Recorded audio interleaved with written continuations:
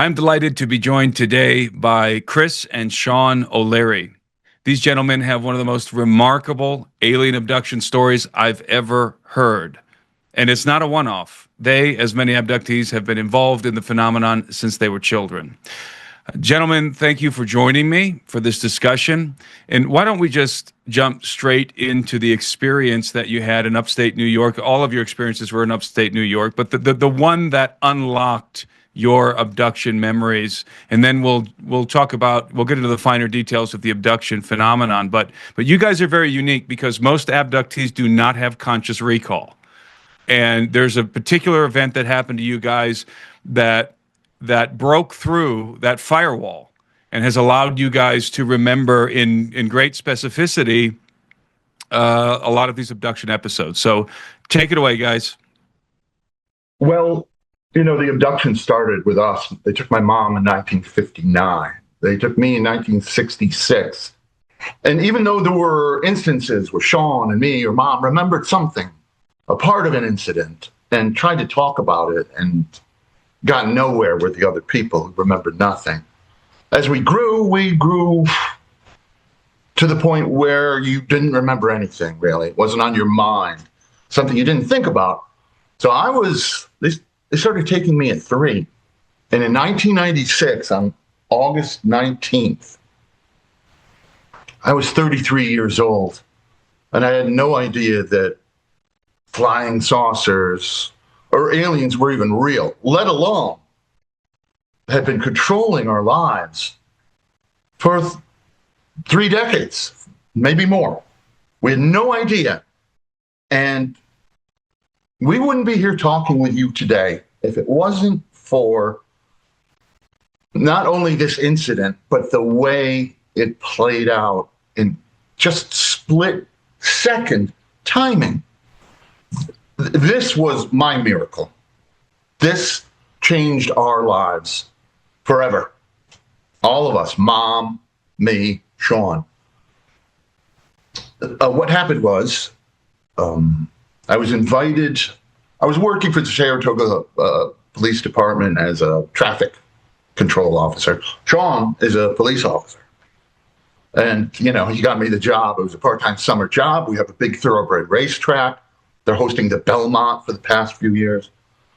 So I would work there. It was a couple months in the summer. And we were invited on this day by my mom to come over to her house. They were going to have a picnic. When I got out of work, when Dad got home from his commute in Albany, and when Sean got out of bed and came upstairs. Because I worked overnights, and I might have even worked over that morning, so I went to bed late. And as far as everybody knew, I was downstairs sleeping. I still lived at my parents' house in the basement. There's an apartment, like an in-law apartment in the basement. I was living there with my girlfriend at the time. And so that's where I was. Yeah, and at least that's where we assumed he was.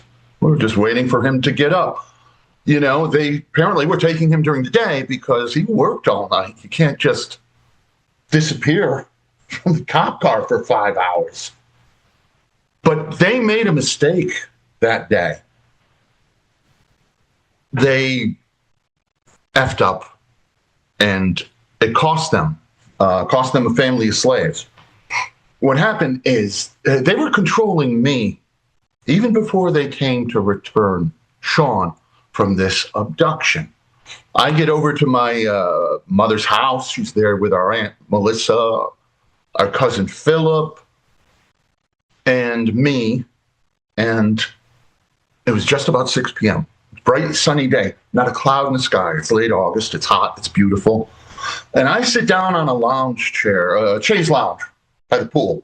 We have a pool. We're hanging out. We're going to grill some food. A nice family picnic. And I kick back. And for some reason, on the little table next to me, there's a newspaper, a crappy local newspaper, and I never read it. But something made me pick it up.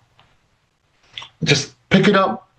And it made me open the paper, like with your arms wide, like both hands, like you're somehow reading both both pages at the same time, and I'm laying back in the lounge. What I was doing was I was blocking my entire view of the sky. I was completely blocking it out, my arms wide. And I was thinking in the minute, what the hell am I doing? Who am I? Fred McMurray from My Three Sons? I was thinking of the 1950s TV sitcom Black and White Dads. The way they used a newspaper like as a barrier between them and their obnoxious kids. It was impenetrable. And that's what I was thinking as I was doing it. And then my mother said, "Hey, Chris, there's a UFO you wanted to see," with a real ball-busting tone to it, okay? Because we were just discussing, I mean, this was a subject that was never really far out of our lives, and we were arguing about it a couple of weeks before. I said, "Oh, boy, I'd love to see one." And she got so mad. She's like, "Oh, you would? Oh, you'd like to see one? Really? Wow, imagine that." Because Mom knew much more. And she was furious that she was alone in this. She had no one in the family to turn to and discuss this ongoing alien problem. So she was upset. And here we are 2 weeks later. I said, "Well, I'd really like to see one someday." She's like, "Yeah, well, just get out of my house." I'm like, "Well, whatever." And then this day she goes, there's that UFO you wanted to see. And it sounded like if I looked over the paper, it would be like a balloon going by, say, "Happy 7th, Tracy," floating up. So I didn't give her the satisfaction because, when you love somebody, that's what you do. You don't let them get away with pranking you. So I continued to hold this stupid paper up for another minute, just another minute. And my Aunt Melissa said, "Wait a minute. What is that?" And my mom, now not joking, she said, I don't know. I don't know.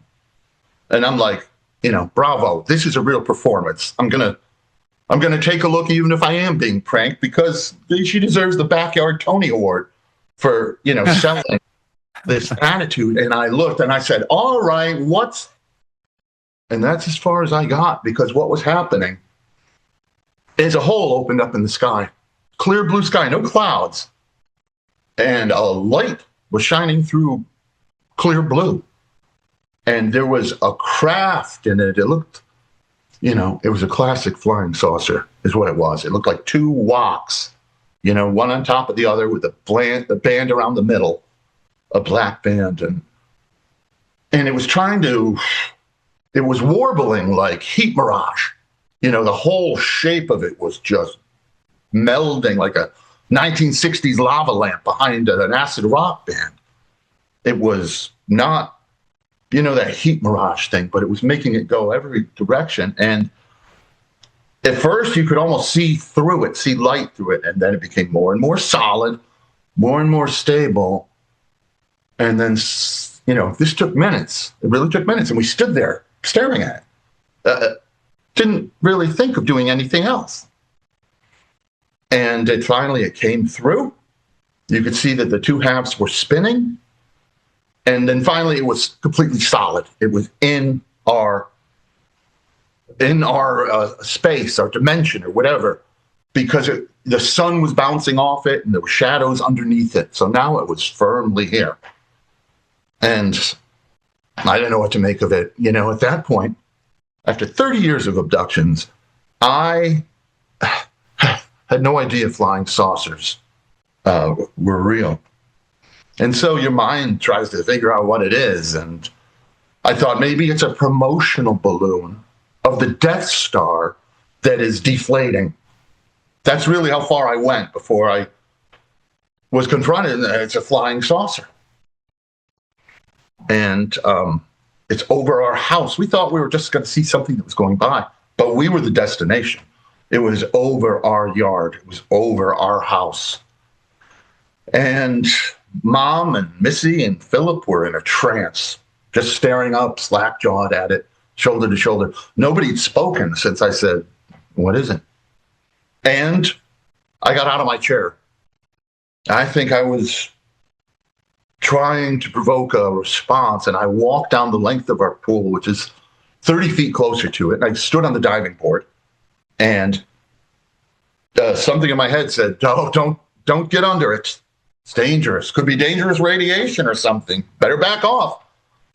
And I thought, oh yeah, good idea, Chris. Like it was my own thought. It wasn't, but I backed off. Then the craft, it lit up like a road flare. Pinkish, yellow, golden spikes of flames just all over it. If I hadn't seen it before, I'd have no idea it was a silver disc-shaped craft. So now I'm getting a little worried. You know, I started thinking, this thing could kill us. It's here for us. What are we going to do? They'll never know what happened on the local news. They'll be like, family disappears, drug cartels suspected. So I said I have to go get Sean. Sean, he's a cop. He handles all kinds of situations, and he has a gun. He has guns. So I'm going to get Sean and get him up here. I dashed for the back door to go in through the kitchen and down the stairs to Sean's apartment. And as I got on the step to the door, another thought in my head, a thought, said, don't wait, don't go inside. If you go in, it'll be gone when you come out. You know it. You'll never get a chance to ever see something like this again. And I thought, wow, well, that's true. Maybe I could just wait here and look at it. And I looked over at my mom, and she was helpless. They were standing there like they'd been drugged. And so for 40 seconds, it held me up. And then I said, no, I'm going to get Sean. And I run inside. I go down the 12 stairs. I take them 3 at a time. And I go to throw his bedroom door open. And for the third interruption to my own thoughts in the last few minutes, a voice said, don't open his door. Don't shock him and wake him up. He's a cop. He has a gun. He could shoot you. Don't panic him and wake him up. And so I stopped and I went, good point. But it wasn't. I mean, Sean puts his gun away. You put your gun away, right? You don't just sleep with it under your pillow. Not usually. Like Ray Liotta in Goodfellas. So it was pretty stupid, but nonetheless, it stopped me, and I didn't open the door. I pounded on it with my full forearm. I'm like, bam, bam, bam, bam, Sean, get up. There's a UFO outside. Get your gun. Get up. Really? It's true. And that's where we should turn this over to Sean, because I'm glad we're both here, because this is told from 2 vantage points. So my first memory of that day is actually having an aerial view of the backyard of my house and seeing everybody by the pool. And it was an unobstructed view. I wasn't looking out a window or through a screen or anything along those lines. It was just as if I was above the house, between the 2 houses, really, the neighbor's house and parents' house. I'm looking down, and I don't feel like I'm out of place at all. I'm not asking myself, what the hell am I doing up in the air? I just wanted to go join my family at the pool. So I asked, can I go swimming? And at this point, I hadn't seen anybody, or I don't remember seeing anybody. Clearly, I was with them for quite some time prior to this.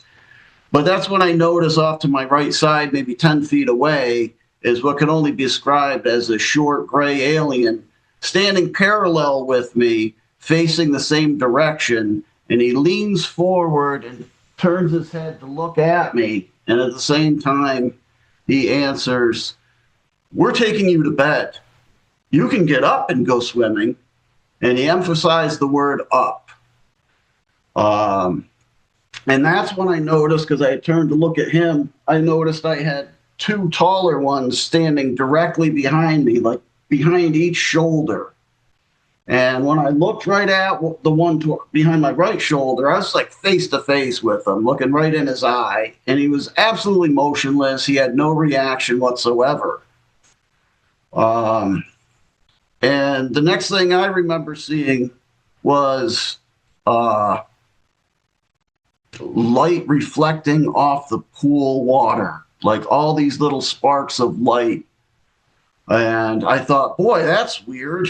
That must be the sun's reflection. Why does it look like that? But there were so many different little spots of light, and they're going different directions even on the pool water. But I had no other explanation for it. I thought the ship you were in was lit up like fireworks or a road flare, totally engulfed in strange fire and sparks. I took it up as simply that must be the angle I'm looking at the water. It's got to be the sun. And then all of a sudden, and I was fully alert on that wherever I was, standing there with them behind me. But next moment, I'm in the basement, and I've got my arms around, each one's around one of those taller aliens who was behind me, and I feel as if I'm drunk or I'm under anesthesia because I'm having trouble standing up on my own. And they're holding me upright, and they're walking me through like the living room area in that basement towards the bedroom. And I'm looking, and I look off to the one on my right side, and I thank him. And he doesn't respond. So I thank him again, for helping me. And he responds by saying, yeah. Next thing I remember, I don't even remember them getting me into the bed, but I'm in bed, and I hear one of them in an absolute panic. And I can feel his panic. I've never seen anybody so scared. And he says, he's coming. We're going to get caught. And he's off to the side of the bed, and the other one's at the foot of my bed. And he's completely calm. And he turns to the other and says, no, he's not. Not yet. And I'm laying there, and I'm fighting going to sleep. And I'm thinking to myself, who could they be talking about? Who are they worried about catching them? And are they not supposed to be doing this? So who were they talking about, Tom? They must have been talking about coming when I look back at it. So I took every ounce of energy I had to sit up in bed and look at both of them, who were now both at the foot of my bed. And I said, who's coming? And they turned to face me. And like in a panic, they both in unison said, go to sleep. And they kind of leaned in towards me. And I had no choice but to lay down, start to fall asleep. Next thing I know, I hear Chris banging on the door saying, Sean, get up. There's a UFO outside. I tried answering him, but using telepathy. I failed to mention they're using telepathy. And I'll describe telepathy as, it's not audible, but I am hearing it in my head. It's not like visions of words. It's just as if I'm hearing you or him speak. And if you had your eyes closed, you would have no idea that it's an alien. They sound just like you. Where was I? You're trying to respond to me with telepathy? Yeah, I'm trying to respond to him. You are now awake, but you have a foot. Yeah. I'm trying to use telepathy to answer him and saying, of course there is. They just left. And then I'm just thinking to myself, all right, what's going on here? And I threw the covers off me. I ran upstairs, went outside, and by the time I got there, it was gone.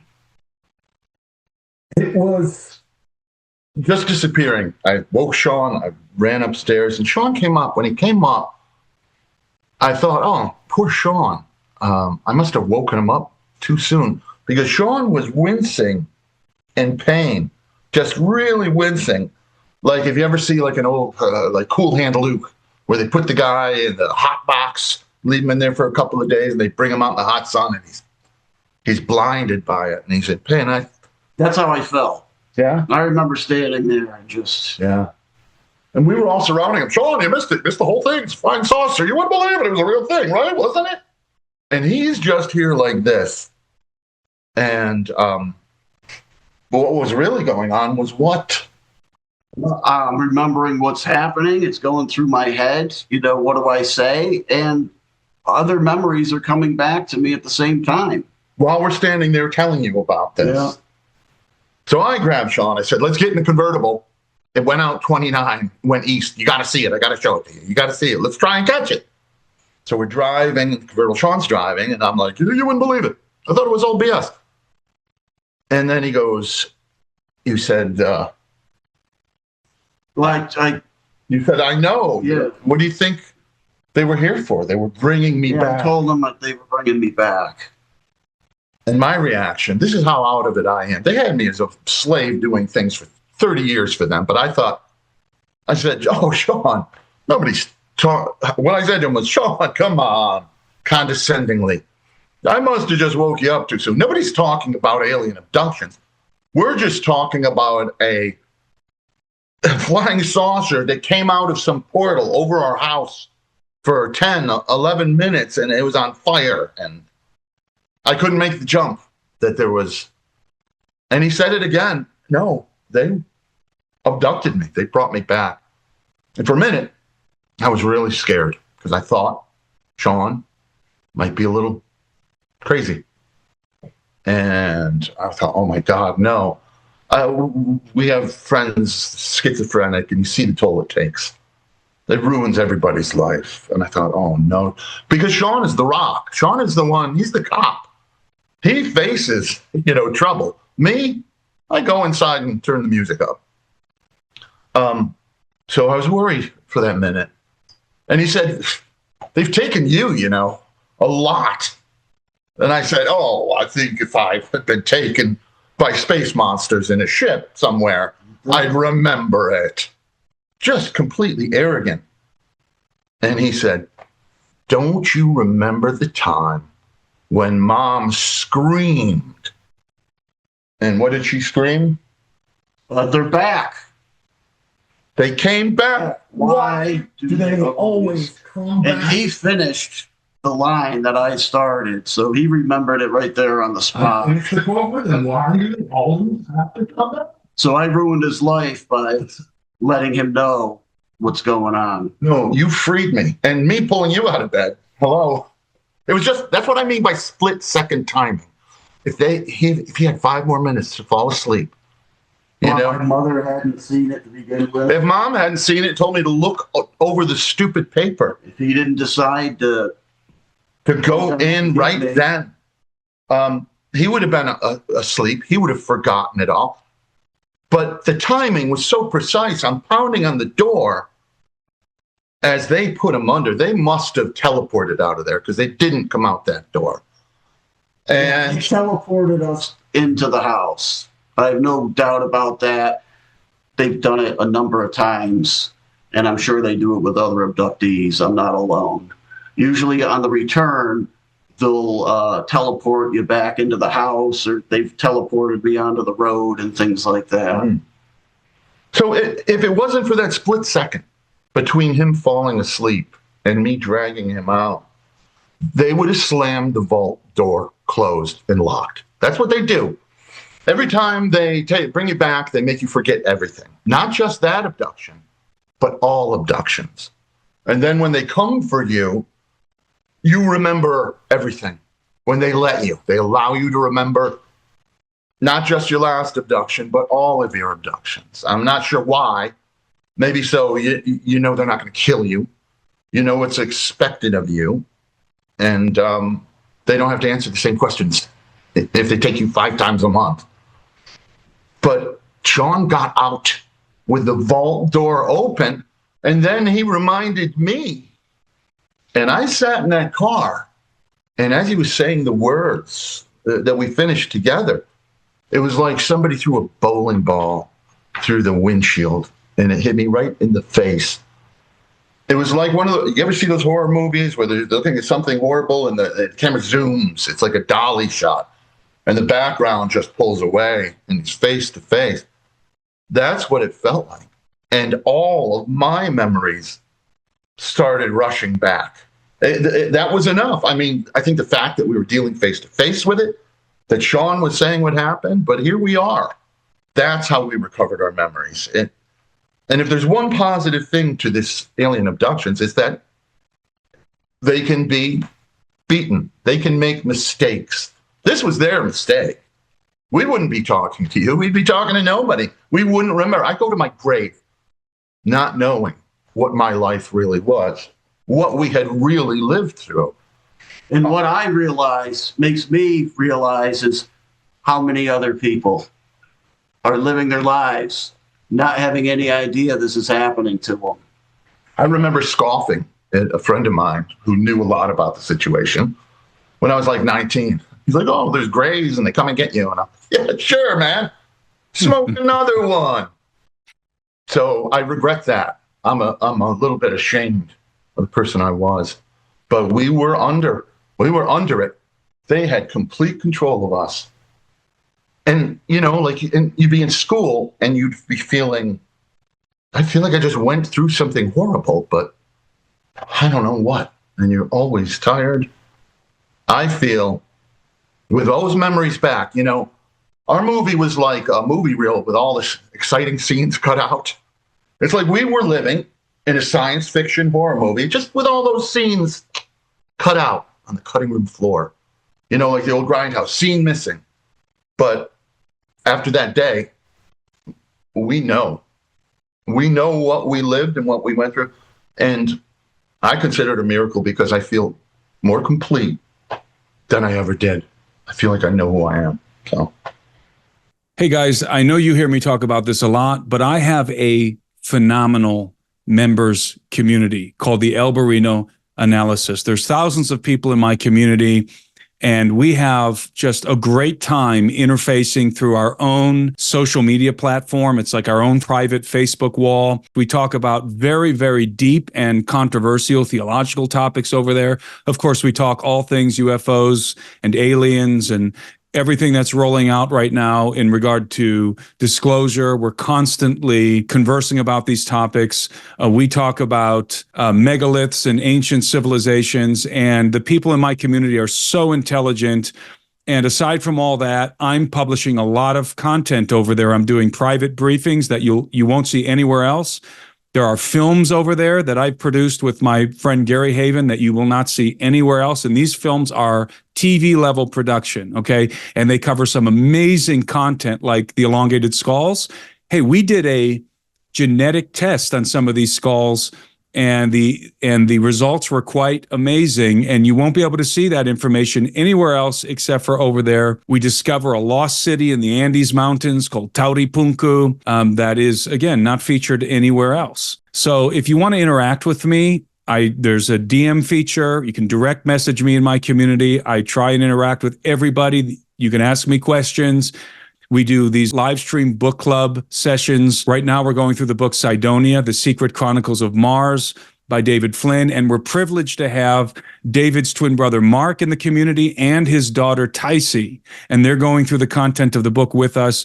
And this information is so important, so relevant to the times in which we live. If you join my community, you're also going to get the first shot at tickets for any events I do. And there's a bunch of other features in there. All of the conference material that I have from previous conferences is posted in there for annual subscribers. There's just so much content. I mean, there is literally hundreds of hours of additional content. So if you've been looking for a community, a troll-free community where you can express your thoughts on a wide variety of topics without the vitriol, without the toxicity, an environment in which you can grow and learn with others and make lifelong friendships with people who not only want to talk about these things, but can discuss them in an intelligent way with open minds, then come join us at the Alberino Analysis members community. You won't regret it. To become a member, go to the alberinoanalysis.com or click on the link in the description of this video. You know, I love this story because it has two vantage points, which is very rare. Both of you guys you experienced this thing from two different sides of the coin, so to speak, and multiple witnesses. I'm curious, Yes. How much of this particular episode did your mom and your other do your mom and other relatives remember? Because were they switched off at some point, or were they witnessing, as for example, as you went down to knock on the door, to pound on the door? Did any of the relatives that were there with you, did they see anything while you were doing that, or were they totally switched off? They were, I think they were switched off in the trance, but they were all saying when Sean came up, you wouldn't have believed it. It was a thing in the sky. Yeah. Sitting there, it's like a saucer. So there were things they know. An aunt, a cousin, my girlfriend was also up there. Also. And mom. And my mother, of course. But mom always knew. She knew. Almost she always. knew. There were a few times she didn't. I asked her about it once in 1968, okay? I was a few months before kindergarten, and it was just me and mom at home. Sean didn't exist yet. And she's combing her hair in the mirror. She was a beautiful girl. She was like 21, and I was almost 5. And I asked her, who were those people that were here last night? And she stopped humming, dropped her brush on the floor, turned red, and came over and grabbed me by the shoulders and started shaking me. She's getting in my face. She's kind of whispering, we never talk about them. Wow. You hear me? Never. You can't tell your school friend, you can't tell your teacher, you can't even tell your father. Do you understand me? And she's shaking me, and I was not 5. It was the hardest anybody had ever grabbed. Yeah. And mom, it was a complete turnaround. And I said to her, well, why not? It's true. And she said, that doesn't matter. She said, she started to get worked up and get a little teary. She was crying. She said, if you tell them about this, they will take you away from me. And they will give you to some other family, and I will never get to see you again. So we can't ever tell anyone. Do you get it? And here I am, first time in my life, I'm the calm, mature one.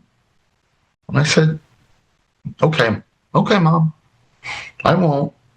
And then she tries to, make it not quite so bad. She goes, besides, they don't come for us all that much, right? And I was like, yeah. So mom had to deal with it alone. You couldn't get online to go, alien hotline. Oh, yeah, Abduction Research Center. You know what we had? We had a big Yellow Pages phone book where you can find apparel and boots and umbrellas. There was no place for her to get help. And if she brought this to the services fund, children's services, or the police, or anything like that, she's right. She could have lost us. Yeah, that reminds me. I'm gonna get into some of the details here of your story that I'm curious about, but that reminds me of a conversation I was having with a friend of mine a few years ago, and she had never really told anybody any of her abduction stories, and for whatever reason, she started telling me. And it all began with her saying last night or yesterday, she said her 2 kids came to her and they said, Mommy, what do we do when the ew-ews come to get us? And she said, I didn't understand what they meant. What do you mean the ew-ews? And what they were doing was expressing like, ew, like the gross guys or whatever. And they said, the little bald guys, what do we do when they come to get us? And that clicked. It opened up a bunch of memories for her. And she realized, oh my God, they're taking them also. And because she had been taken since she was a toddler, the Greys would come and take them. And she has, like you guys, she has vivid recall, conscious recall. You mentioned that at the beginning of this experience, you saw like a hole opening up in the sky. And so are we talking something like a portal? Like, did you see like a different atmosphere on the other side, or a light coming through, or did this thing kind of materialize, or what do you think it was invisible and then it became visible? What's your impression? Well, a lot of people try to convince me it was some cloaking device, but it was a hole in the sky. And, sometimes the sky's really cloudy. There's a little hole where the sunlight streams down, like Yeah. on a religious greeting card or something to show you, here's light. And there was light coming through a clear blue sky. There was literally no clouds. It was just blue as far as the atmosphere goes. And initially it was like a light coming through. First it was just like a glowing star or something, and it shot light through, and then you could see this craft that definitely trying to get through, and it was under enormous pressure. It was like, do you ever see like a hot air balloon, a festival, and there's a hot air balloon like way in the distance, like 2 miles away? And so it's a little blurry. The colors are a little lessened because, there's so much atmosphere between you and it and wind blowing it. That's what it was like, and it just became more and more solid. So, Andre, yeah, I do believe, but you know what? I get a lot of pushback. I'm not saying they're coming from another dimension. It could be just a shortcut, a way to get from here to there. I don't know, but I would be remiss if I didn't say exactly what I saw. And the craft, when it came through, there was a field of energy around it I could barely see. But because it was clear blue, there was a purple wake, like a lilac, transparent. You could only see the difference in the color between the sky and this. And it was like a floating wake coming off the craft and bobbing away. It was amazing. So I don't know what to make of that, but I do believe that it was not just a cloaking device. I mean, it took minutes, and we could see it come through. So this process of it coming through took minutes. It wasn't. It was slow. It was sort of a slow revealing of this craft coming through. Let's say, for the sake of argument, some kind of a portal. It's coming through very slowly, and it's obviously very highly energized, and it's got this distortion field around it. Absolutely, and the ship was translucent and became more and more solid to the point you could see that one half spinning one way, one half spinning the other, and then it was under our physical laws. The sun above it was casting off the chrome surface, and a shadow underneath was being cast on the ground. Right. So I can't say further than that, but that's what happened to it. It just didn't. It definitely made us. It was a struggle for it to get here. Now Sean was on that ship. Yeah, but I have no memory as to being taken, nor where they had taken me to. My first recollection is there above the houses looking down into the yard. And I think maybe it was the excitement of seeing them there that kind of woke me up or, started my memory going. I'm not sure. And then the conversation back and forth between them, kind of keeps me awake as well. Yeah. It was unusual for them to be panicked in front of you, right? So you were more alert. You forced yourself, you said, to. Yeah, I had to know who was coming. But you asked them, right? I did ask them, but even before I sat up and asked them, I was like, I told you I was thinking, who would they be afraid of catching them? And I was like picturing some supreme being coming into the room. Please. That's what I was thinking. So I had to know who's coming. And they said, go to sleep. It was insane. They screwed up big time, and it cost them a family full of slaves. Yeah, and that's the thing. They screw up. They do. They make quite a few mistakes, actually. Let's talk about the beings, the abductors. Andre, I sent you did you get the picture I sent you in the email? I'm going to want you to share your screen. I want to get these guys' reaction. So obviously we're talking about gray aliens, correct? Well, yes, but I mean, they're not really gray. I mean, the tall grays they're nearly fish belly white. Okay. There can be a little gray around the sides here. But it's a cold white. Like there's no blood in them. And with the big black eyes, when I was a little kid, I thought they were ghosts. because they wore these robes. The tall grays wear like black robes. See, that's a detail that I find quite interesting because you hear that repeated in abduction accounts, and it's such an absurd detail, right? Why would everybody make that up? That some of these beings wear capes, and some of them are described as having tall collars. And it's absolutely. They came into my room with one of those Dracula collars. Yeah, exactly right. Exactly right. And it's always the tall ones, correct, that are wearing the capes and collars, correct? Yes, absolutely. Yeah. Well, they're above the short the grades, sure. And it's not just that they beat them on a civil service exam. They're the superior being. The short grays are intimidated. They do not want to bother the tall grays. Or fail, make a mistake. The tall grays, he's always there to supervise and let them know when they're making a mistake or doing something wrong, something he doesn't approve of. I'm going to reference that my friend again here, who I was talking to, who her kids came up and told her about the little bald men that come and get them. One of her stories involves a corporate abduction where or at least she's taken onto a very, very large ship.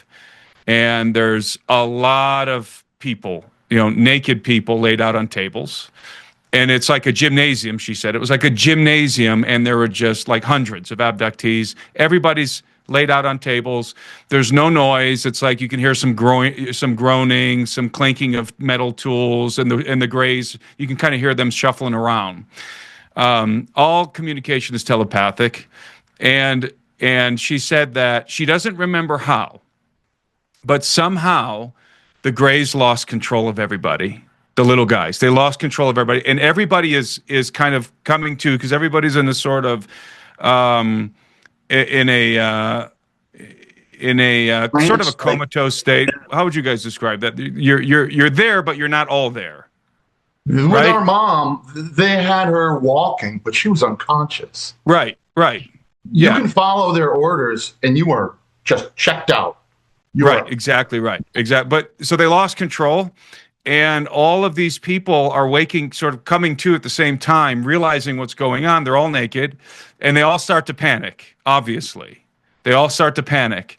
And she said as they're all panicking, she saw this, almost like a screen appear up on the wall.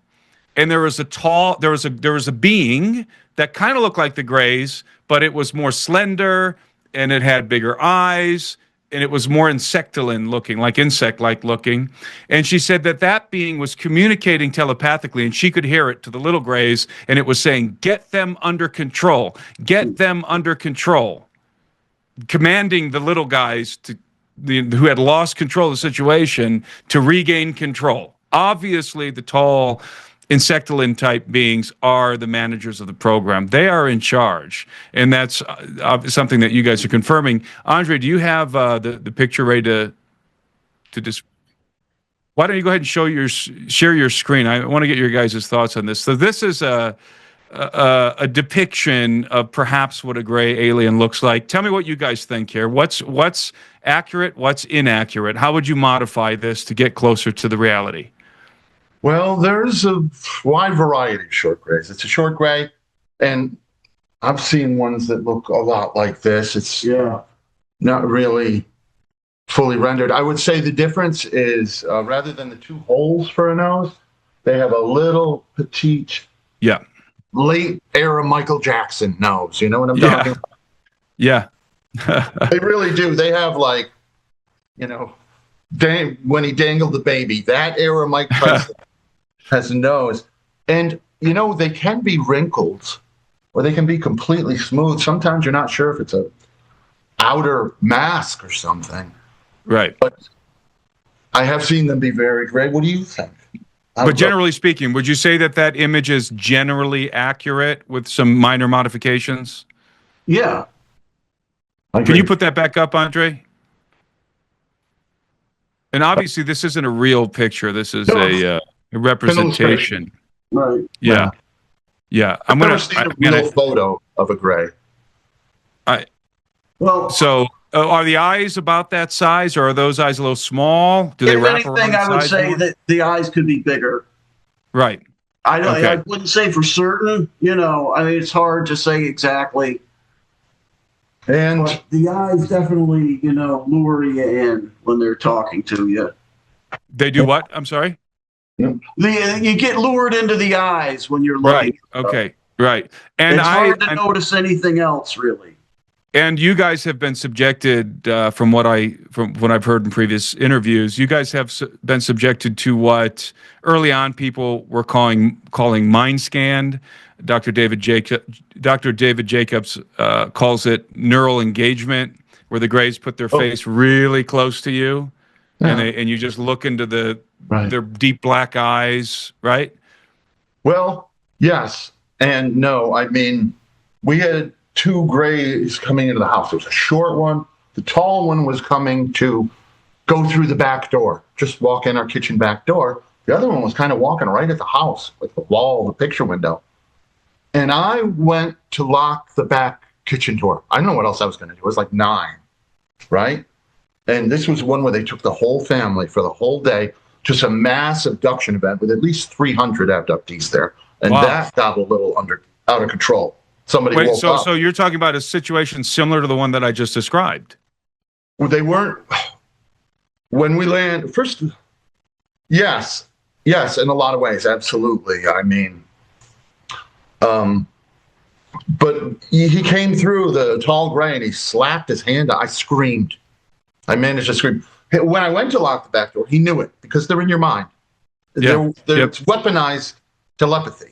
They're scanning your brain for every thought you have as they're coming to engage you. And he knew I was going to resist. I was trying to lock the back door, and he paralyzed me where I stood. I couldn't move. And Mom and Sean and our other brother, they ran upstairs and hid in an attic. We have dormer windows upstairs, and there's a little space between the dormer wall and the roof. They were hiding in there like Anne Frank. Like Anne Frank, hiding in terror for the creatures that were coming for them. And so, but he came through after I screamed, the tall Gray, and he slapped his big, long fingers on my head like it was a softball. How many fingers? Do you recall? I couldn't tell. I think it's like 3 fingers and a thumb. But I do. I really do. But you're not thinking about that when they're grabbing you. And it's not like he was waving his hand. And in general, they don't like you looking at them. They discourage it because they don't like you making mental notes. They don't want you to leave an abduction knowing a damn thing that you can against them. And so they discourage you from looking at them. And they can, if you are looking at them, they can tell. They hear your thoughts.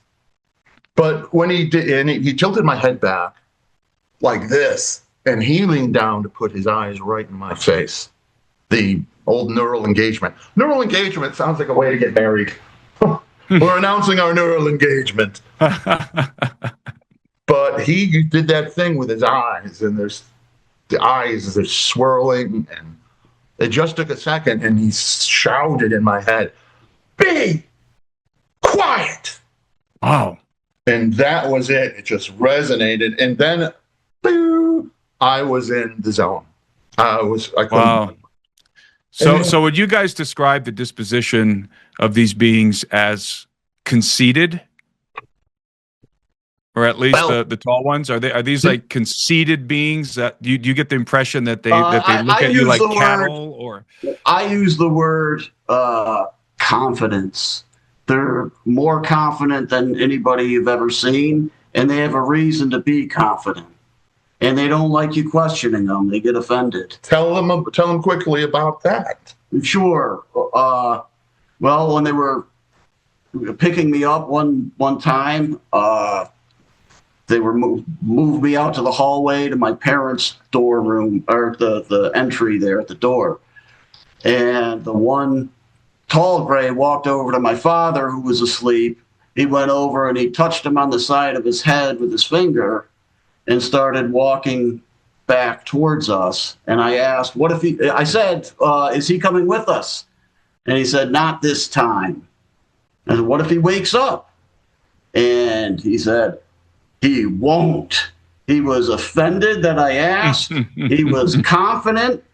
And then he says to the other ones, he says, who is this kid to even question me? Wow. That's what I mean by conceited, haughty beings, the tall ones. It's like a James Gandolfini. Who's this kid to question me? I know, However, they can be kind as well. They, they're, yeah, they are complex. I mean, they're overconfident. They're here for the worst possible reasons. But they can be polite. They can be professional. Certainly. Sometimes they can be kind. When I got in trouble, a mantis was threatening to kill my family, my parents, my dog, the Greys, my two handlers that were with me. I shouldn't have seen them, but I saw him. The door was open. I saw the mantis being helped by two tall Greys into a chair. He's very old, brittle. He made them bring me back, and he proceeded to threaten me. Threatened to kill my dog, put me on my knees. I'm like 11 years old. And the Greys kind of saved me. I saw that, and then the door closed, and we're walking. I'm walking behind two tall Greys who were bringing me back from an abduction. When I came to, I was already walking behind them, And I saw this, and then the mantis boomed. Bring him back here. He saw me. Bring him back. And the tall Grey, when you have two handlers, one of them talks, the other nods, because they're really talking for each other, kind of, right? And he said, oh, no, he didn't see you. We've got him under. It's a short window. We really got to get him back. So we just cut him off. I saw through his eyes. He saw me. Bring him back here. And okay, yeah, we'll do that. And the mantis leaned into me and whispered. I don't know if you can whisper if everybody's in your head, but he said, don't say a word. Don't speak. You got it? We go back in the room, and it's not a big room, and the mantis is on this throne chair, and he's like brittle. He's not like a healthy green. He looks like he's brown, dried out. Maybe old. Yes, I really think so. And telepathy goes both ways. When they were putting him in that chair, and I saw it, I could feel his pain, his creaking pain. Telepathy, you do get things off of them. You can tell the way they're thinking, what's going on. But so we're in the small room. Do you get the sense that he's not just old, but ancient, like really old? Did you get that sense? The first thing he said to me was, put him on his knees. And I was like, what? What? Was this a gladiator movie? It struck me as, I'm 11 years old. It's a big power play, and it's kind of humiliating. I've never been put on my knees by space creatures before, but the Greys were in my head, my Greys, and they were keeping me cool, and they were keeping me quiet. They can manage you through panic and stressful situations. And the man he could have been ancient. So that move right there put him on his knees. Ancient, it seemed. I wouldn't be surprised. He was very old. I don't know how old they lived, but I get the feeling all of them live longer than us. But I have no way of knowing that. I'm going to ask you guys, as you're talking, to try and refrain from turning your head away from the laptop, because we lose your voice. Very sorry. When you. I know that's difficult, but if you can try and stay looking at the laptop when you're talking. But the mantis told me, you never saw me. And he's in front of me, and he's working with his eyes, hypnosis. And he's like, you never, ever saw me. And if you tell anyone you saw me, I will kill your parents. And I could sense from the mantis, or from the Greys, that they were like, whoa, that's a little much. That, their parents are in our program, man. And it was like the mantis kind of pivoted in that moment. And he said, I will kill your dog. Like, that's more acceptable. This is the back and forth I was getting there. And he said, what's your dog's name? Huh? Let's see. And he started staring into me, and my field of vision was going white around him. Just this It was different than the Gray's telepathy. And it was horribly painful.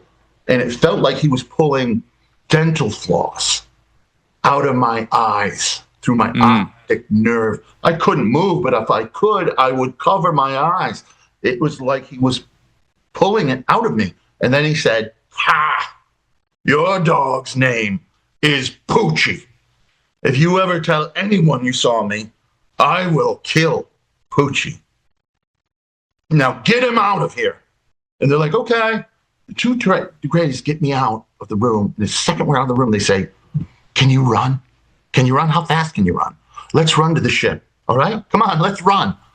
They had me run from that room to the shuttle that was bringing me back because they were afraid he was going to bring me back and kill me.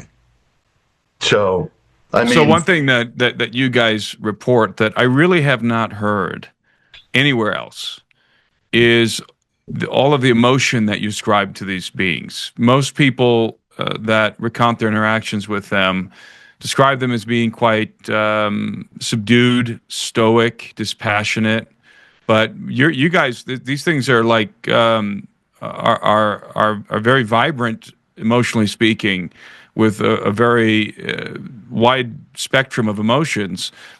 And obviously this is all telepathic. So are you hearing? Do you think you're actually hearing words in your mind, or is your brain interpreting feelings, emotions into words? You can only at times can you feel their emotions. Most of the time when they talk to you, you just hear the words. I would explain it as hearing it, but directly into my head, as if you have headphones on instead of listening to the speakers across the room. Right. Similar to that. So I hear the words, but you only get emotions out of them if if it's a stronger emotion that they feel. And the strangest thing that I think about them is how human-like they are with their emotions and with their responses. If you say something that they find offensive, they'll be offended by it. You know, they'll be angry, shock. You know, I saw the tall gray was shocked by what the short gray had told me. Couldn't believe it, and he was furious. What did the short gray tell you? Something that was going to happen in the future. And the tall gray was down the hallway, and I could just see him staring, and he couldn't see the gray who told me because he was around the corner in my room, but he looked right at me. And I don't know if his facial expression really changed, but when I looked at him, he had the look of shock on his face, like he couldn't believe what he had just heard. And he walked up to the short gray alien, met him outside the bedroom, and he got in his face as if he was trying to intimidate him. And he said 3 words. He asked him, "Are you stupid?" And then just turned around and walked away from him. And then I asked the short one. At the time, I didn't pick up that he was getting reprimanded. But looking back, I feel like I really can relate to these gray aliens now after talking to you guys. Well, I guarantee that's exactly what he said to him. And then I wanted to know, when is it happening? And he just meekishly said, I can't. He didn't say he didn't know. And it was something that would be very difficult to believe if I told you. Can you tell us? Would you prefer not to tell us, or could you reveal that? I think it would be difficult for people to believe it. It's very difficult to surprise me. I can tell you that. Well, maybe in private, but there are things we hold back on because what we have to say is so important. We don't want to lose any credibility with certain people. Like, that's ridiculous. They wouldn't know that. There were points where, on both our incidents, people would go, "Time out. Don't believe it. It's gone too far." So then they don't believe anything we've said. Yeah. So there are things we, at least for now, are holding back because what we have to say is so important. And if I could just talk about their telepathy for a moment. It is indeed words you hear. It's even percussive sounds. You know, talking is blowing air through your mouth. Mm-hmm. They can mimic that completely. And there's a lot of misconceptions. And why wouldn't there be? What fraction of people have actually dealt with the Greys? So, but they get passed around and they spread like a prairie fire, and then yeah, they talk like robots. They're robotic. It's not words. It's images. It is words. And it's conversational English. You know, there was no human. You must consume nutrition. There was nothing like that. I do not understand human. What is this word twerking? You know, they go in your head. They're in your head all the way, right? All the way. They read your mind and they know everything you've ever done, your dirty secrets, everything. And one thing they know is how people have talked to you throughout your life. Yeah. The accent, the vocabulary, the vernacular, all of it. They got it because they're in your mind and they talk to you. To add on that, I also pick that up when they're talking to each other when you're not supposed to be hearing it. Just like the one panicking next to my bed, we're gonna get caught. It's not we're going to get caught. We're gonna get caught. Very colloquial. Yeah. Yes. So there's slang. They just speak like you know it. And why wouldn't they? If these are mind control beings, why would they have a problem? But why would they talk? But why would they talk in such colloquial terms to each other? That is a great question. And they can't, a lot of these things we don't have answers for. Yeah. We can just tell you what our experience is. It's what we pick up from it. It's almost as if they're in that mode of communication when they're with you. Maybe that's how they communicate with each other. I don't know. I think they just have the translate button open. I don't know. Because I'll be in a room with 6 of them, right? And they're talking to each other. And it's, yeah, you have those ribs yesterday? They're saying things, that's not what they're saying, but they're talking in English. They'll even use phrases that are common with us. That why would they know what the top of the street is? Wait till we get to the top of the street. They used sarcasm on me once. Wow. Devastating. But and another thing is there's a lot of things to clear up misconceptions. That's one of them. They're eloquent. They speak to you out. I'm sure if they take someone in Texas, it sounds like Sam Elliott. You know what I mean? It's like, settle down, partner. Ain't nobody looking for trouble. So they're going to conform to the personality profile of the abductee. Perhaps. I would imagine because they're master communicators. And here's another misconception. They're all alike. They're all the board. They are a hive mind, these things. But they're a hive mind of, I would say, individuals. Yeah, they have their own thoughts, like, why would the one tell me what he did? He actually felt bad for me because I was upset about something, and he said it to make me feel better. And so he cared that I was upset. I mean, I had a decent relationship with them. Like early on. They liked Sean. Yeah, they liked me. Early on, the worst part for me was being paralyzed. I was a child, so I called it freezing. And I asked early on, I said, can you not freeze me anymore? And they said, as long as you don't do what you're told, we won't do it.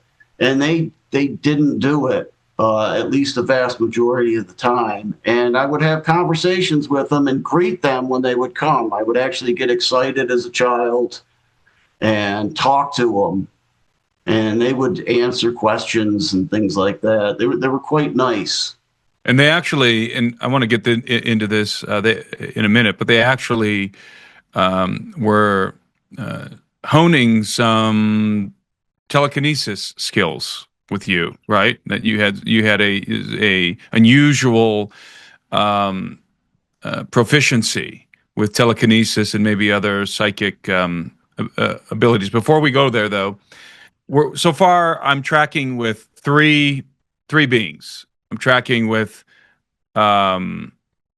small grays, tall grays, and mantids. Is that correct? Well, yeah, there was one incident when we were taken on this mass abduction with over 300 abductees. There were a couple of reptilians, like working security, standing there, watching the herd. And it was the only time in my life I've ever seen them. And it's a hierarchy. Short grays obey the tall grays. How short are short grays? Let's go through each one of these. So the short grays are similar to the image we put on the screen, with some modifications. How tall are they? Would you guess? What's the average height of the short gray? 3.5, maybe 4. Yeah, it's hard to say exactly, but somewhere around there, I'd say. And I was okay, 3. Yeah. That's consistent with what a lot of other abductees say. So what's I'm sorry, I don't mean to. No, I was going to say. So what's the next level up? What are the tall grays? So what are we talking about in terms of height with them? I can tell you the ones that brought me into the house were very similar to my height. They might have been a hair shorter. But and how tall are you? I'm just under 6 feet. Okay. So now, they're considered they're good 7 feet tall. The tall 7 feet. Yes. The tall grays. Okay. Yeah. Now the mantids, they're taller. They're the tallest, right? They were about 8. The one I've only seen the one, but it was. I didn't want to repeat that. It was taller than the tall grays. It was like 8 feet. Okay, and the mantis, what Dr. David Jacobs refers to insectolins, describe the difference from what you can recall between their appearance and the grays. I know they're similar, but there's also some distinctions. You guys have recollection of those distinctions? Well, I don't recall ever seeing them.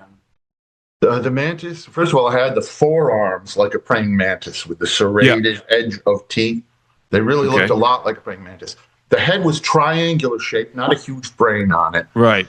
Okay. And the eyes were set back, almost like Kermit the Frog, half ping pong ball eyes, but a green, I believe, for the eyes. No mouth, no nose that I could decipher, that I could see. Might have been underneath, might have been hidden. Mm-hmm. But they were, long and spindly and tall. Whereas the tall grays had a vestigial nose, a vestigial mouth, and much more human features, a biped. And as you know, Dr. David Jacobs suggests that the tall grays, might be I'm sorry to interrupt you, but every time you kind of look off camera, we can't hear you anymore. So if you can kind of try and remember to look at the middle of the screen when you're talking. I'm sorry, man. I'm not trying to make things difficult, but Dr. David Jacobs suggests that the tall grays are the first generation of mantis human hybrids. And that would explain some things. The vestigial mouth that doesn't work, that doesn't speak, that doesn't cough or whistle or anything, and the non-functioning nose. And the grays themselves are kind of human in a lot of ways. There are human elements to them, so I can't really say to it. But they are white-skinned. Mm-hmm. If you never saw them, you would not think they were called a gray. You'd think they were called pasty. Are they like a pasty kind of white? Like, have you ever touched, when they touch you, what does their skin feel like? Do you recall? Well, sure. I mean, they've touched me. Well, slapped a hand on my head. It felt like a clammy, leathery hand. Is what it felt like. And when I was a little kid, the first time they took me, we had these steep stairs. It was a house that had servants previously in the previous century, so the narrow servant stairs. So we're walking down those, and the tall gray, insisted on holding my hand down the stairs. And I said, I could do this. I do this every day, dude. And because you're in this mood, you are not, they take away fear, they take away anger, they take away a lot of what you are. I said, I can do this. I do this all the time. And he said, I'm sure you can, but you're with us. And in our custody, if anything happens to you, it's our fault. So you're just holding your hand. We're almost down. I wouldn't describe, some people say like there's a goo to them that they scrape off, a grease or something. They never seemed overly greasy. It seemed like flesh. I don't think it was warm, but I don't think it was cold. It's very difficult because when you deal with these things, you are in their control, in their mental control. And what details seem important at the moment are not long-range things. I know this is going to seem like a strange obsession of mine, but the capes and the collars. So capes with high collars. Are the tall grays wearing those, or just the mantis creatures? It's only the tall grays that wear the Okay. cloaks. Sometimes they have the high Dracula collar, like a cliche. That's why people ask me sometimes, what's the most realistic alien movie there is? And they expect me to say, Interstellar or Close Encounters. I say Mars Attacks. You watch Mars Attacks, that's it. Yeah, I remember. And they are wearing those collars. And not only that, yes, sometimes they're long black cloaks that reach the ground. Sometimes, like in interiors of ships, those cloaks are sparkly.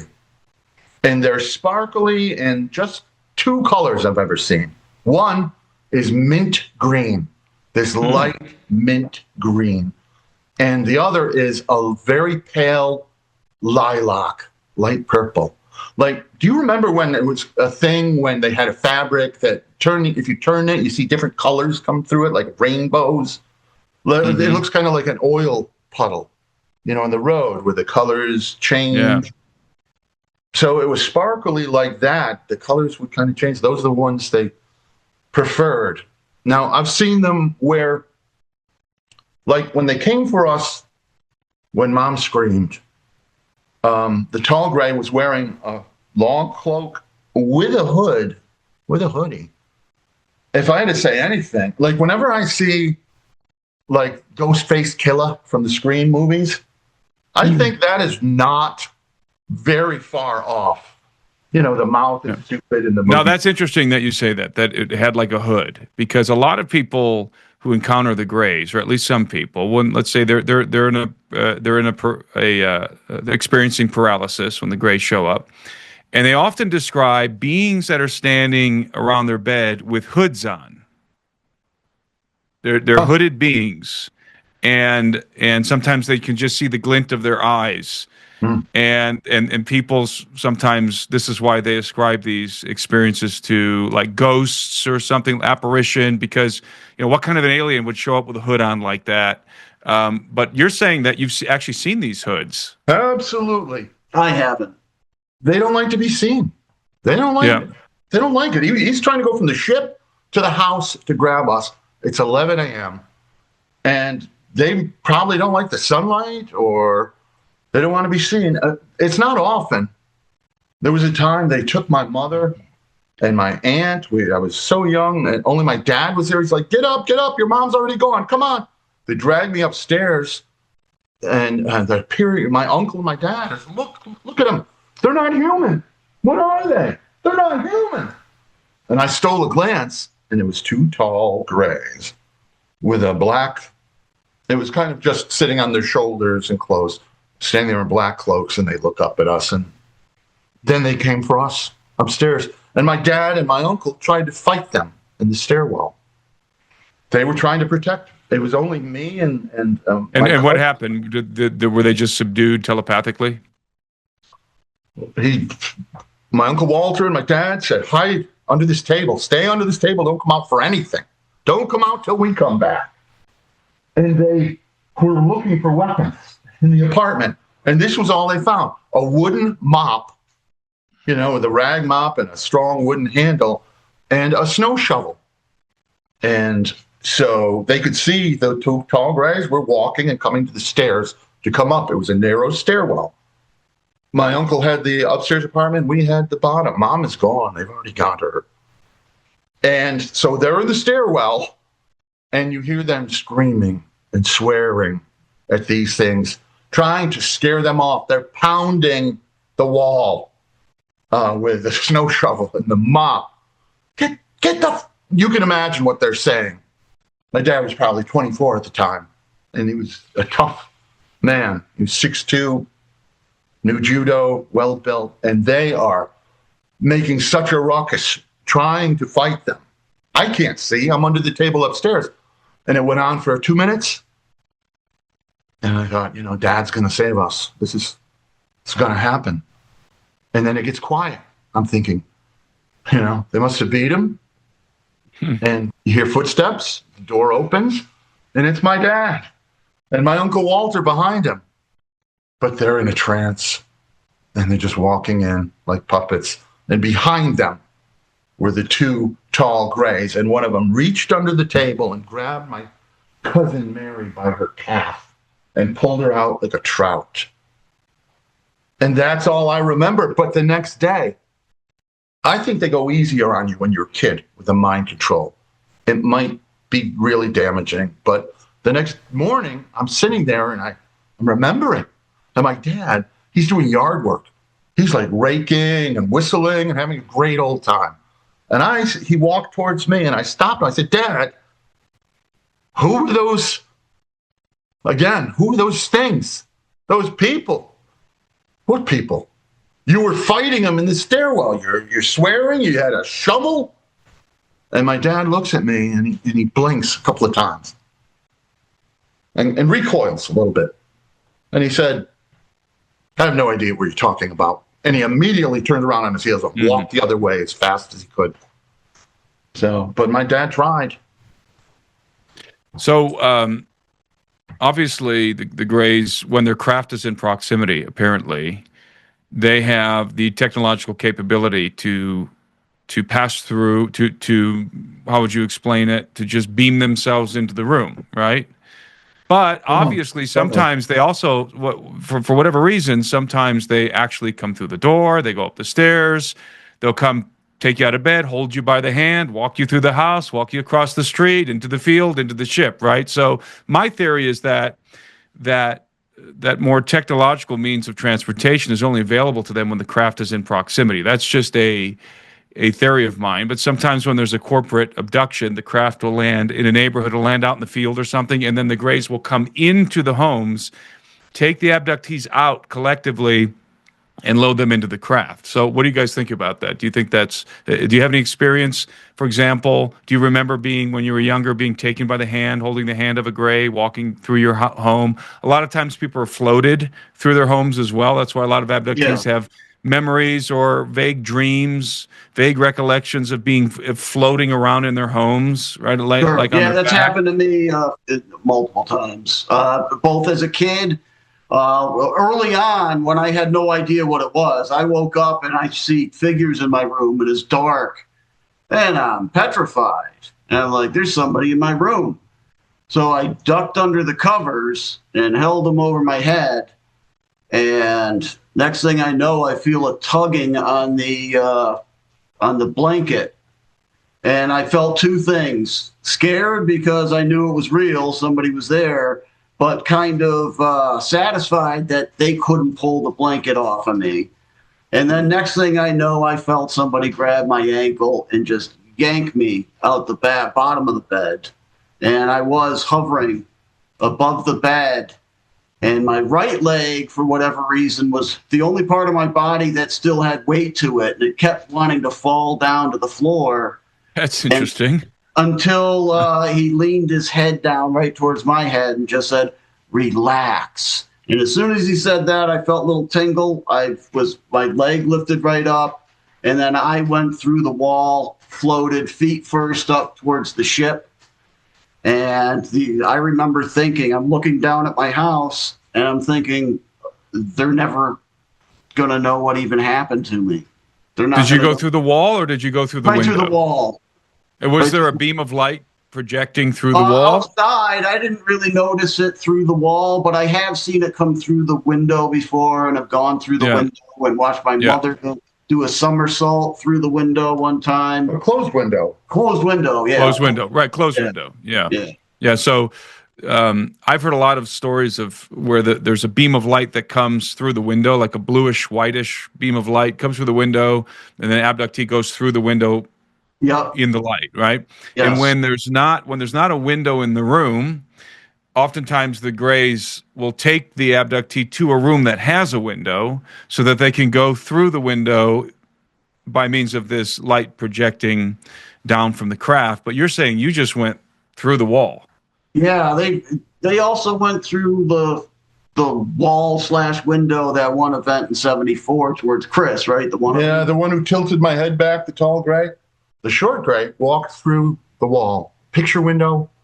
One quarter of him through the picture window, the other half through the wall, the other 3/4. And that's when I screamed and he grabbed my head because I had lost my mind there. I was on board with everything that's happened. No. And that time they came through the roof to get me out of the attic. And I was so young that I didn't even know to be scared. I wasn't afraid. I watched the one that walked through the wall float up through the ceiling to go get Sean and Mom, who were hiding in the attic. He floated up. By this time, I was blissed out. They'd had me under control. And I was there paralyzed, couldn't turn my head. You could only move your eyes. When they brought Mom and Sean and our other brother down, and they had them walk around me. I just see them from behind as they're walking around me. They loaded them into the ship, and then they loaded me into the ship. What the one said when he found us in the attic was, "You can't hide from us." Like a real whispery voice, as if it was like in a horror movie. Sometimes they can give you a whisper voice when they're trying to scare you. Yeah. But most of the time, at least after I got to know them, it's just like your friend talking to you. You were only 4 when that incident happened, so it's shocking you remembered it, and you remember the quote, which triggered my memories to come back. I was only floated once, and it wasn't. They were taking me out through our front door, which was an old front door. It was like 2 or 3 inches thick of solid mahogany. And I closed my eyes because I see we're going through this. And I felt it. It was like going through clay, being pushed through clay, wet clay. Wow. Yeah, I didn't notice any feeling. And they did the same thing to me a couple of times recently, where they would come and get me in my bedroom. And I just kind of floated through the wall/ceiling out towards the garage, like through the garage roof. When's the last incident that you can recall? When's the last abduction episode? For you? Well, I It don't was like know. 9. It was because you talked about it with us. It was November of 2024. Okay, so just So a they're couple years taking ago. him from 1974 to 2024. Yeah, and those are the ones you can remember. That's right. Yeah, there's no telling how many times they've come since, because just because I remember the previous ones don't mean that they can't cover up the new ones. And they're so good at what they do, I can't even explain it. Yeah. What, Masters of the brain. They can control your mind. Yeah. And your memory. And your memories. Yeah. They can block your memory. But bear in mind. Now, have you guys? Do you guys have, or are you aware of any implants Yes. from in you or anyone in your family? Yes. Mine was pretty early. It was like 9. We were still doing it. It was before the moon landing, because we moved from apartments. So it was 68, early 69. I woke up in my bedroom. They don't always take you away. If there are things they can do to you in your house, they'll do them. They'll maximize their time. And so I came to because of horrible pain. There's only 2 times I've woken up under their sedation. Both of them were hideous, mind-numbing pain. And I woke up, and there were 3 of them. And I'm in a little kid chair because I'm a little kid. And the 2 of them are down on one knee, working on my face. They're literally inches from my face. And there's a tall one right there. And they were putting something in my nose. So far back, so horribly painful, it felt like they were poking my brain through the bottom of my skull with a scalding iron. And one of them said, "This one's up." First of all, they've never called me by my name in my life. It's this one or that one. They don't have names. So, like, you wouldn't name your right leg because it's already a part of you. You just know it's there and you know how to move it.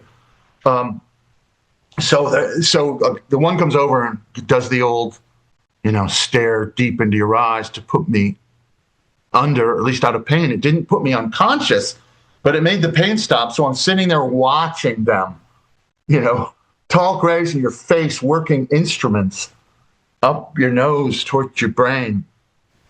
And finally they're done. And I'm like this. And as they walk out, as the 3 of them walk out, the 3rd one just kind of turns around and says, "Oh, and don't try and take that out of there. You could kill yourself." I woke up with a hideous nosebleed. I screamed for my mom. She came and she she fixed it. And she goes, "Oh, that's so strange. Your father and I both woke up with nosebleeds. Huh. Well, maybe the air is dry in here." And then later in the afternoon, my mom's cousin and wife, who lived in the same apartment building, they said, "Oh, we had these terrible nosebleeds when we woke up. We never have nosebleeds." So there's 5 people in that building.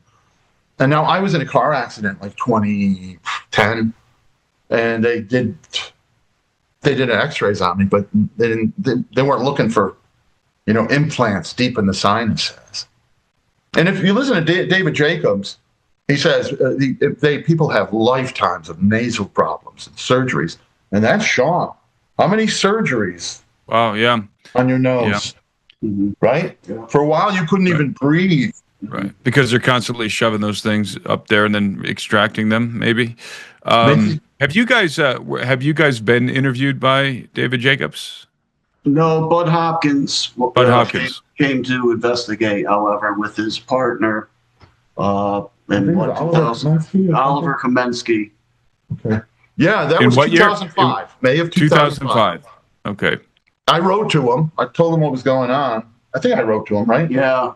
Or and then they said, call us. Yeah. And he's like, wait a minute. You're talking about a case where an active duty police officer was brought back in the middle of the day and you had 5 witnesses? Yeah. He's like, hold my beer, or hold my vitamin energy drink. And he came right up. He stayed a couple of days with us. And this is one of the joyous events of my life, is that I begged Mom and Dad. I'm like, look, this guy's the real deal. He's important. He can help. He can figure things out. Will you please, will the 2 of you? By that time, my mom was a bit of a hermit, and Dad's like, listen, I'm not working. I'm not doing anything. Just let me watch, Wimbledon. Will you please talk to him when he comes? Please, for us, for me. I never ask you for anything. Yes, you do. You ask us for all kinds of things. But apart from that, I don't ask you for anything. Please talk to him. And when he came up, we sat in the living room and we talked for hours. And for some reason, Dad was tight-lipped to us. Bud Hopkins knew what questions to ask. And he had my dad remembering things he'd never told us. And it was really important for me. And then with Mom, who was the center of this, they abducted us because they liked what Mom had. Bud came to us later in the night after a great dinner. He's a great dinner companion, conversational. And he said to us, I'm not going to go any further with your mother because she knows quite a bit and she does not want to know anymore. I'm sorry, you cut out there. He said, Bud Hopkins said that he wasn't going to work further with our mother because she doesn't want to know anymore. She can't handle it. Yeah, it's too traumatizing. Yeah. Bud Hopkins did mention our case when he was on Larry King Live after he had seen us. He said, did he find? Were there oddities in your story that, for example, the wide range of emotions that you guys report, the gray aliens? Did he find anything to be exceptional, surprising in your story that he hadn't heard before? Well, he said it was an important case, but I don't remember if he specifically mentioned anything that was unusual or things that he had seen. He was pretty tight-lipped about. He was tight-lipped. He wanted to hypnotize us. If you can hear me, he wanted to hypnotize us, and we agreed to try, but it did not work. He came over to my house. It was 10 a.m., sheer curtains, light pouring through. I lived right on a busy highway at the time, and I had 2 little kittens who wouldn't shut up screaming. Oliver Kamensky took him into the bathroom at the other end of the house trying to shut him up. But I'm laying on this couch, hearing trucks roll by, and I wasn't able to get into a hypnotic state. And so he was trying to do hypnotic regression with you. He was, yeah. I feel bad that it didn't work, but now let me ask you this, Sean. Right? He tried to hypnotize you, right? Yeah.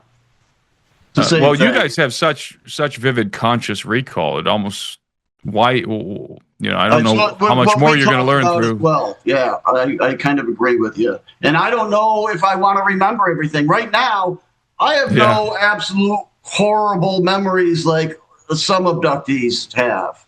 I Yeah, don't yeah. remember anything bad happening. And I kind of like to leave it like And you that. don't want to. Yeah, I get it. What do you guys think? And this is, of course, going to be, unless you have information that you've been able to gather from the Greys, what's the agenda? What is the Greys' agenda? What is the purpose of the abduction program in your estimation? What are we looking at here? What are the Greys doing? Well, we don't completely agree on that, but we have had different experiences, and they like Sean, and they were grooming him to serve some role. They even had you lead like a military exercise, right? Mhm. Lead Greys. But I'll tell you, the Greys have told me to my face, the tall Greys, they don't like to give a lot of information out, but they like to brag. And what they said to me more than once was this, and this is it verbatim: soon we will all live here together, and everyone will know his place. They're moving in, they're taking this world, and they're going to enslave humanity. That's what I am convinced is happening. That's what the hybridizations are all about. And I was introduced to a hybrid son of mine. So I know hybridization is happening. And when you're breeding human beings like they're prize pigs, you know your place already. It is, you're not sitting at the table. You are on the breakfast table. Yeah. You are Well, a resource. let me get Sean. Sean, what do you think is the agenda from your perspective? And then I want to come back to you, Chris, and ask you about that encounter with your hybrid son, if you don't mind. Sure. The way I answer it is that I simply don't know. I don't want to. I could speculate, but I honestly do not know. I don't know. But do you get the sense it's benevolent or malevolent or indifferent? I cannot say. I don't know what they're doing this for.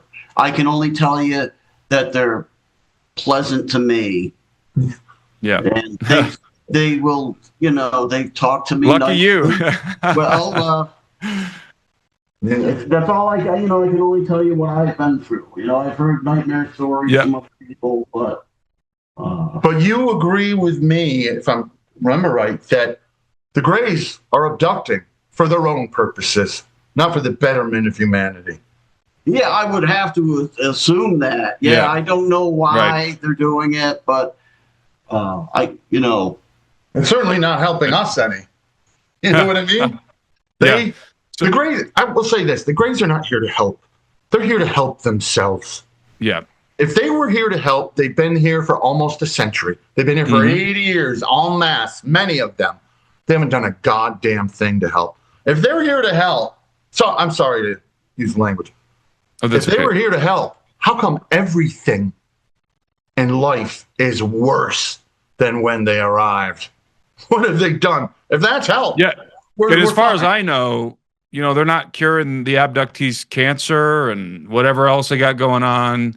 They're just taking them, using them for their own design, for their own purposes, and leaving them with these foggy memories and basically making their lives miserable in different ways, including, this is something that people don't often think about with abductees. You mentioned it in the beginning, the loss of sleep. Because you guys are awake instead of sleeping many nights, and you don't even know how many. And this is a common thing. I call this post-abduction stress disorder, because abductees are like, I don't know why, I just don't feel like I'm not sleeping. And it's like, well, because you're not. You're not sleeping. We've talked about that. Exactly. You're a kid. You go to school. You come home. You play basketball with your friends. You eat and you go to sleep.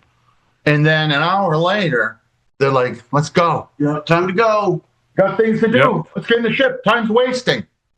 And you don't know how long you're going, 4 hours, 6 hours. I'll tell you another thing. I've never gotten so much as a juice box out of them. Not a cup of water, not a cookie. For when you are with them, they give you nothing, right? Yeah. Nothing. And then they drop you off and you have to get up and go to school in an hour. And it goes on and on. They take us several times a month. Absolutely, forever, for years and years, and you're just exhausted. Yeah. So Chris, what was your encounter with your hybrid son like, if you don't mind describing that? Not at all. They were walking me back from an abduction, as they always do. They're like going to take me to the shuttle ship, and initially we're in a very busy part of a ship. There are a lot of abductees walking around. There are short gray work crews in the hall doing something with the mechanics of something in the walls. And there were tall grays walking them around. And they're walking me, and we're going further and further away. And suddenly we're in a spot where there is no voice in our head. It's silent. We're in a remote part of the ship. The curved hallways, and they like curves. They don't like 90 degrees and straight lines in their architecture. Yeah. Everything in the inside is like a Corvette Stingray. It's organic. It's kind of beautiful. It's like a hospital it's an Art Deco hospital, but sometimes they're as big as an airport. And so they walk me, and I feel myself becoming more lucid. They never have you where you're completely clear-headed because, your two reactions would be, violence and hysterics. I'd probably run for an airlock or something. So they bring you up to a degree. And we get to a remote place. The lights are off. It's only lit by the floor. There's equipment that's not being used. There were several tall standing glass tubes with a red liquid in them.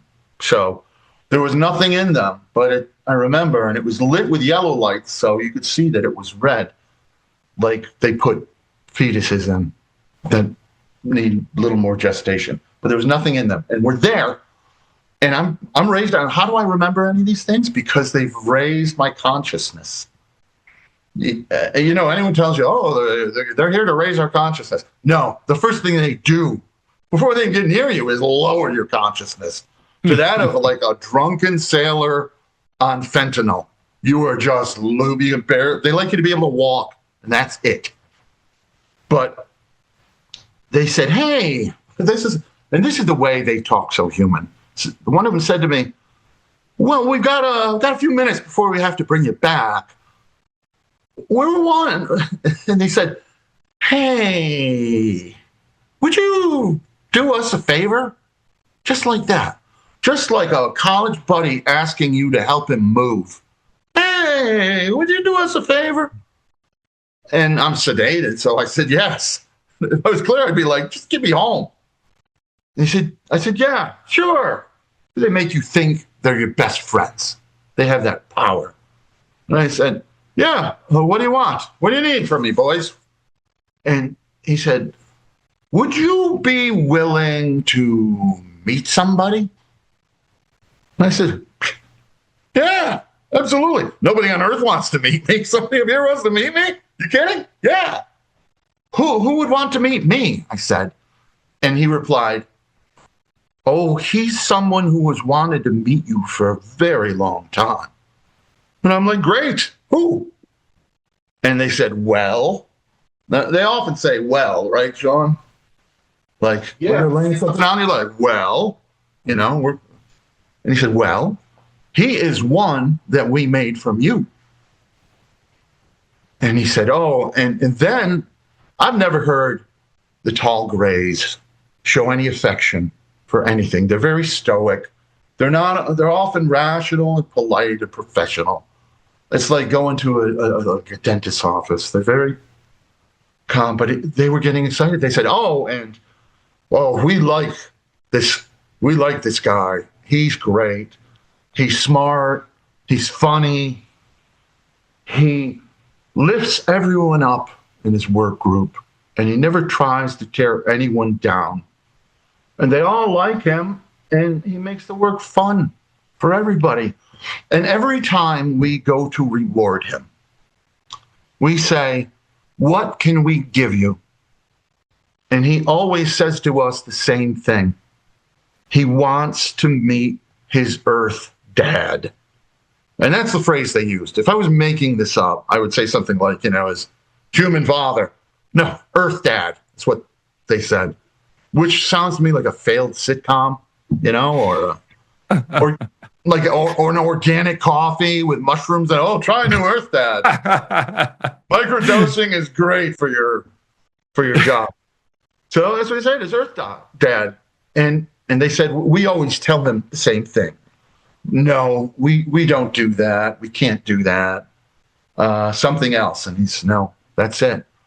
And he always asks us, and we always say no, until today. And we said, we will ask you. And if you agree, we'll let you meet. And I said, sure. Okay, yeah, bring him out. First of all, it's like a Maury Povich show when you're blackout drunk. They just spring this on me. So you're temporarily less sedated at this point. Yes. Yeah. They reduce your sedation when they want your active participation. Right. When they want you to pay attention. They know you're stupid to begin with. So, and I said, bring him out.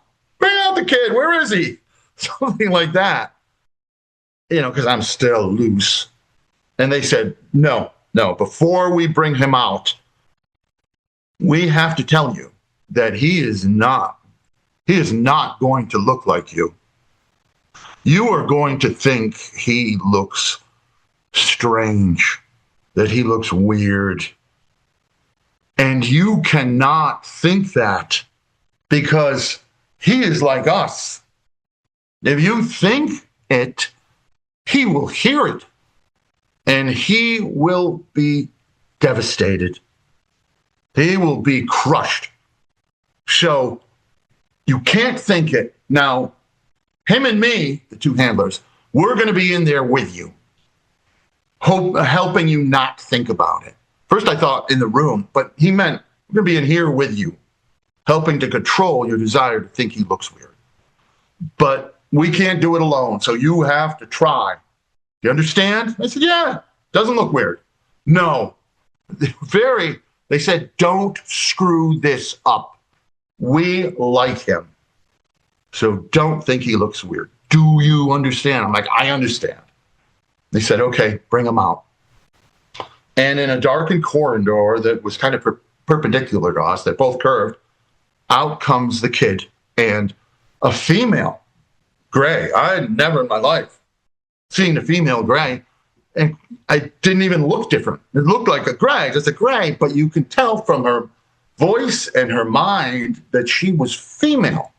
So the female gray was accompanying your hybrid son. Yes. You saw one as a teacher, right? Mm-hmm. At secret school? Yeah. So you got the impression that she was a female, but for all intents and purposes, she looked the same as the other grays. Well, first of all, very dark, and I wasn't focusing on her, but I'm convinced it was a female. Right. And she brings out the kid, and the kid was about 3 feet tall, and I thought he looked adorable, probably because they were working on me. He was cute, and he was not gray. He was flesh-colored. He had a big, oversized head and a small, tiny body, short legs. The thought that hopped into my mind was that he looked like Charlie Brown. The proportions were completely Charlie Brown. And like Charlie Brown, he's almost bald. He's got some straggly hair in the back, and he's got a forelock of hair right here. And the kid had a forelock of hair, and it was in my color, my hair color. And his nose and his chin looked like Sean and Mom when they were kids. And I recognized myself in it. His eyes were a little bigger than normal, but not huge, and they were not all black. I noticed big pupils, but around it was a ring of iris in my brown eye color. And on the corners, you could see he had whites to his eyes. So I don't know if people mentioned that. And he had eyelashes. He was cute. And like we were saying, when they have an emotional reaction, they beam it out. If they yell at you, you're hit with a wave of anger. like if you're standing in the surf and it hits you in the chest, or if you're at a rock concert and you're standing in front of the bass amplifiers in front of the stage, it hits you, it vibrates you. So I was feeling this kid having strong emotions, and what I was getting was like love, excitement, but he was also scared. I'm sure they tell them, oh no, they're animals. You don't want to meet them. They're violent. But there he was. And the gray said to me, go on, just go on, say something. I'm like, say something. How's outer space, kid? I didn't know what to say. I'm not, if I was perfectly clear-headed, I could have come up with something, but what I did to my regret? I small talked him. I was like, hey, I hear you're doing great in your school or your job or whatever it is. And everybody that's great. Good for you. And the kid, he could see through my small talk. And instead he pointed at my chest. And he said, who are they? Are they important to us? Are they family to us? I'm like, and I look down, I'm wearing a t-shirt with 4 faces on it, a silkscreen t-shirt. I was only 17, you wear a lot of t-shirts. And I looked and I said to him, no, that's the Beatles. I mean, I do love them. I do, but they're not related to us. They're not family. They're great though. Have you ever heard them? And he's like, no.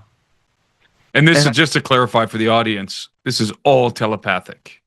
Absolutely. All of it's telepathic. Yeah. They don't like you speaking aloud. Early on, they told me, stop talking. It's annoying. They consider it rude. And they told me, look, just think it. We'll hear you. All right? Don't talk out loud. Because when you talk out loud, we have to hear it twice. We hear you think it, and then we hear you say it. And whatever you have to say, we don't need to hear it twice. So could you please?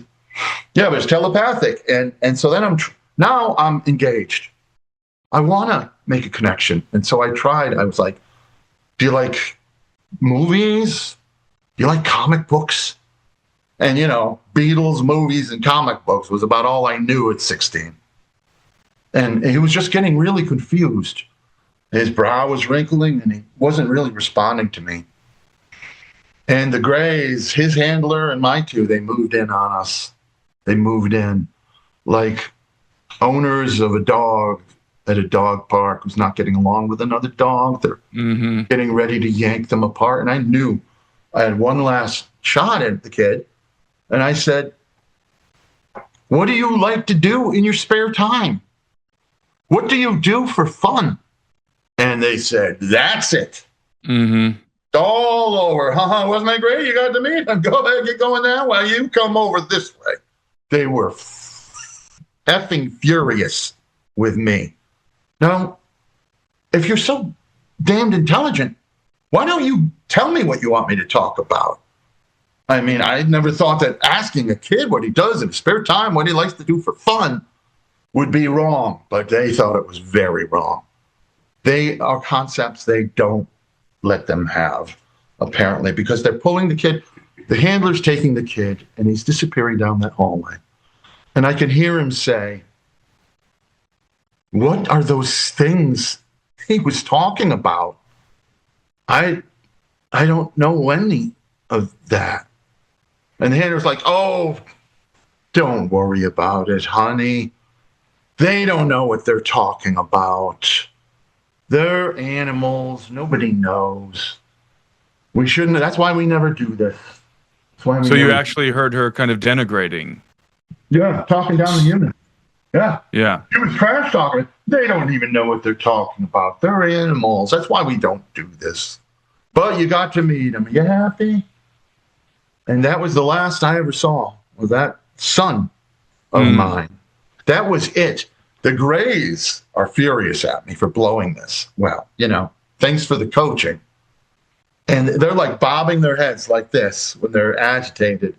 And I tried to diffuse the situation. I said, well, that went pretty good, right? And he looked at me and he said, yeah, great job. Just withering So sarcasm. sarcasm. Yeah. And then they put me under like a rock. And I have never ever heard an account where Grays expressed sarcasm. That is so intriguing to me. That's why I want to mention it, because that's exactly what they did. Yeah. Great job.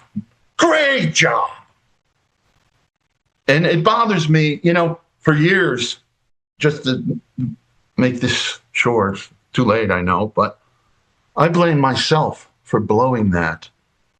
I blame myself for the fact that I didn't make a connection, that I'll never see this child of mine again. I mean, and he was half me, right? Mm-hmm. Which is all any man on earth can say about their children. They're half you. It's a fair point. Only half. And that half gives you parental rights.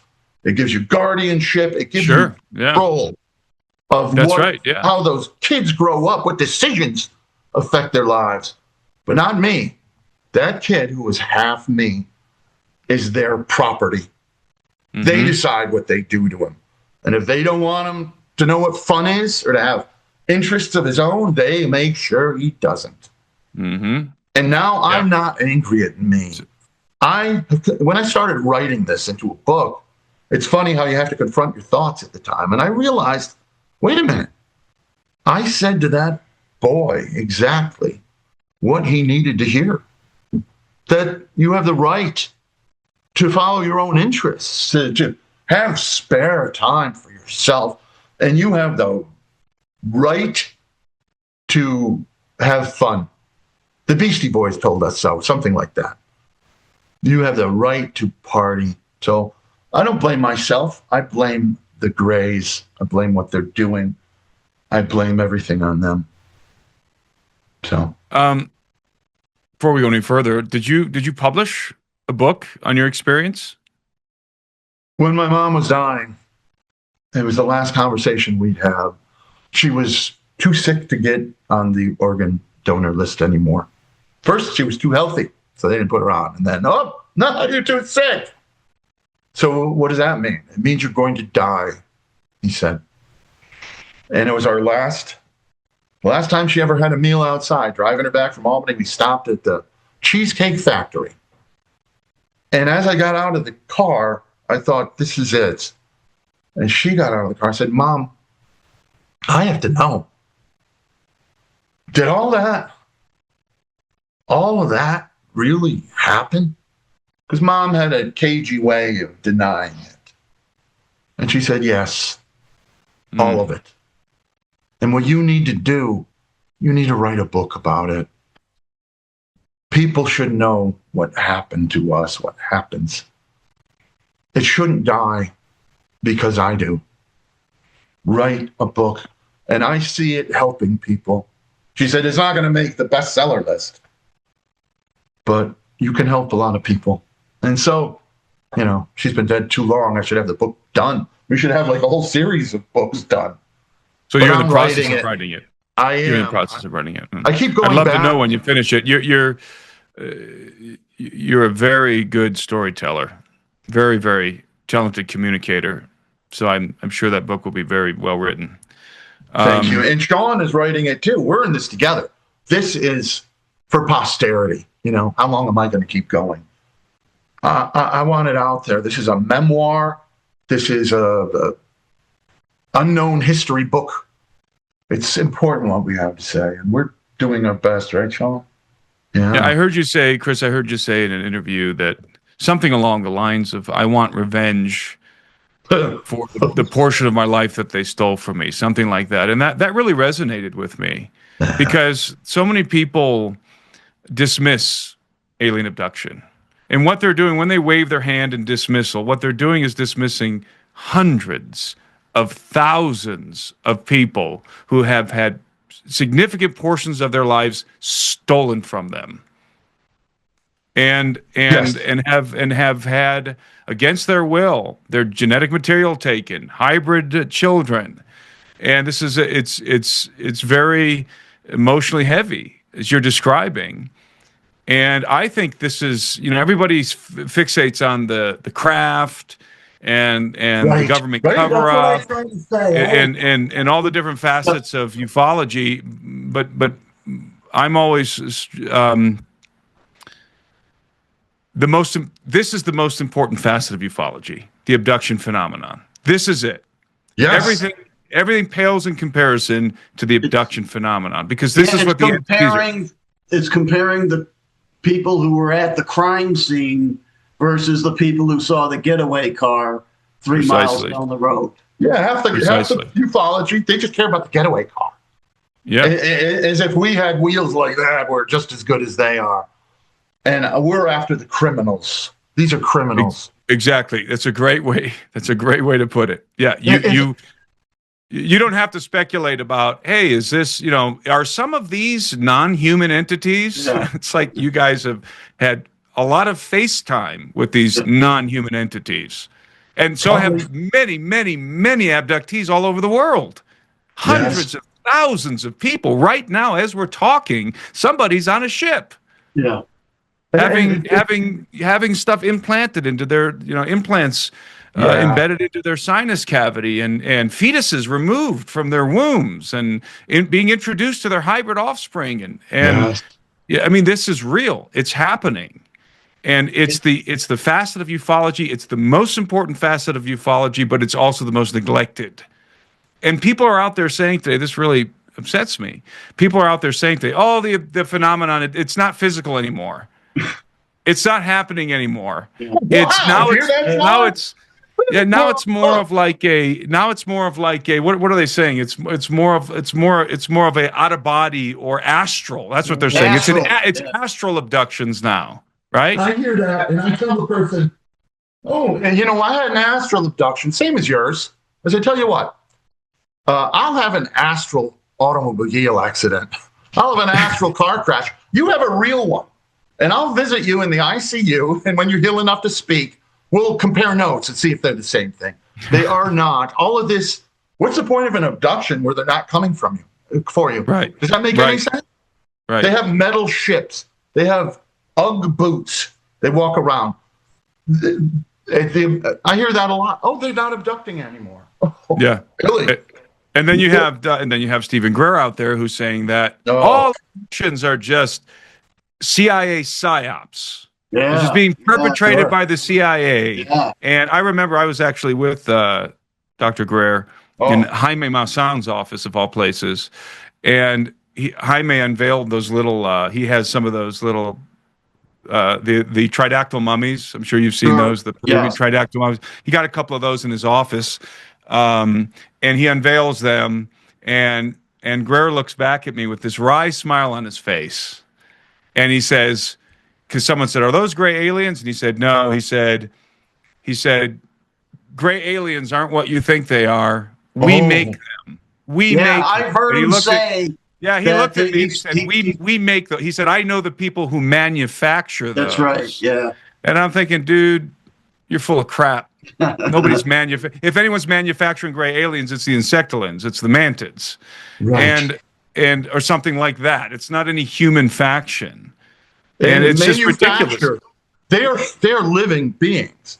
They're alive. They have.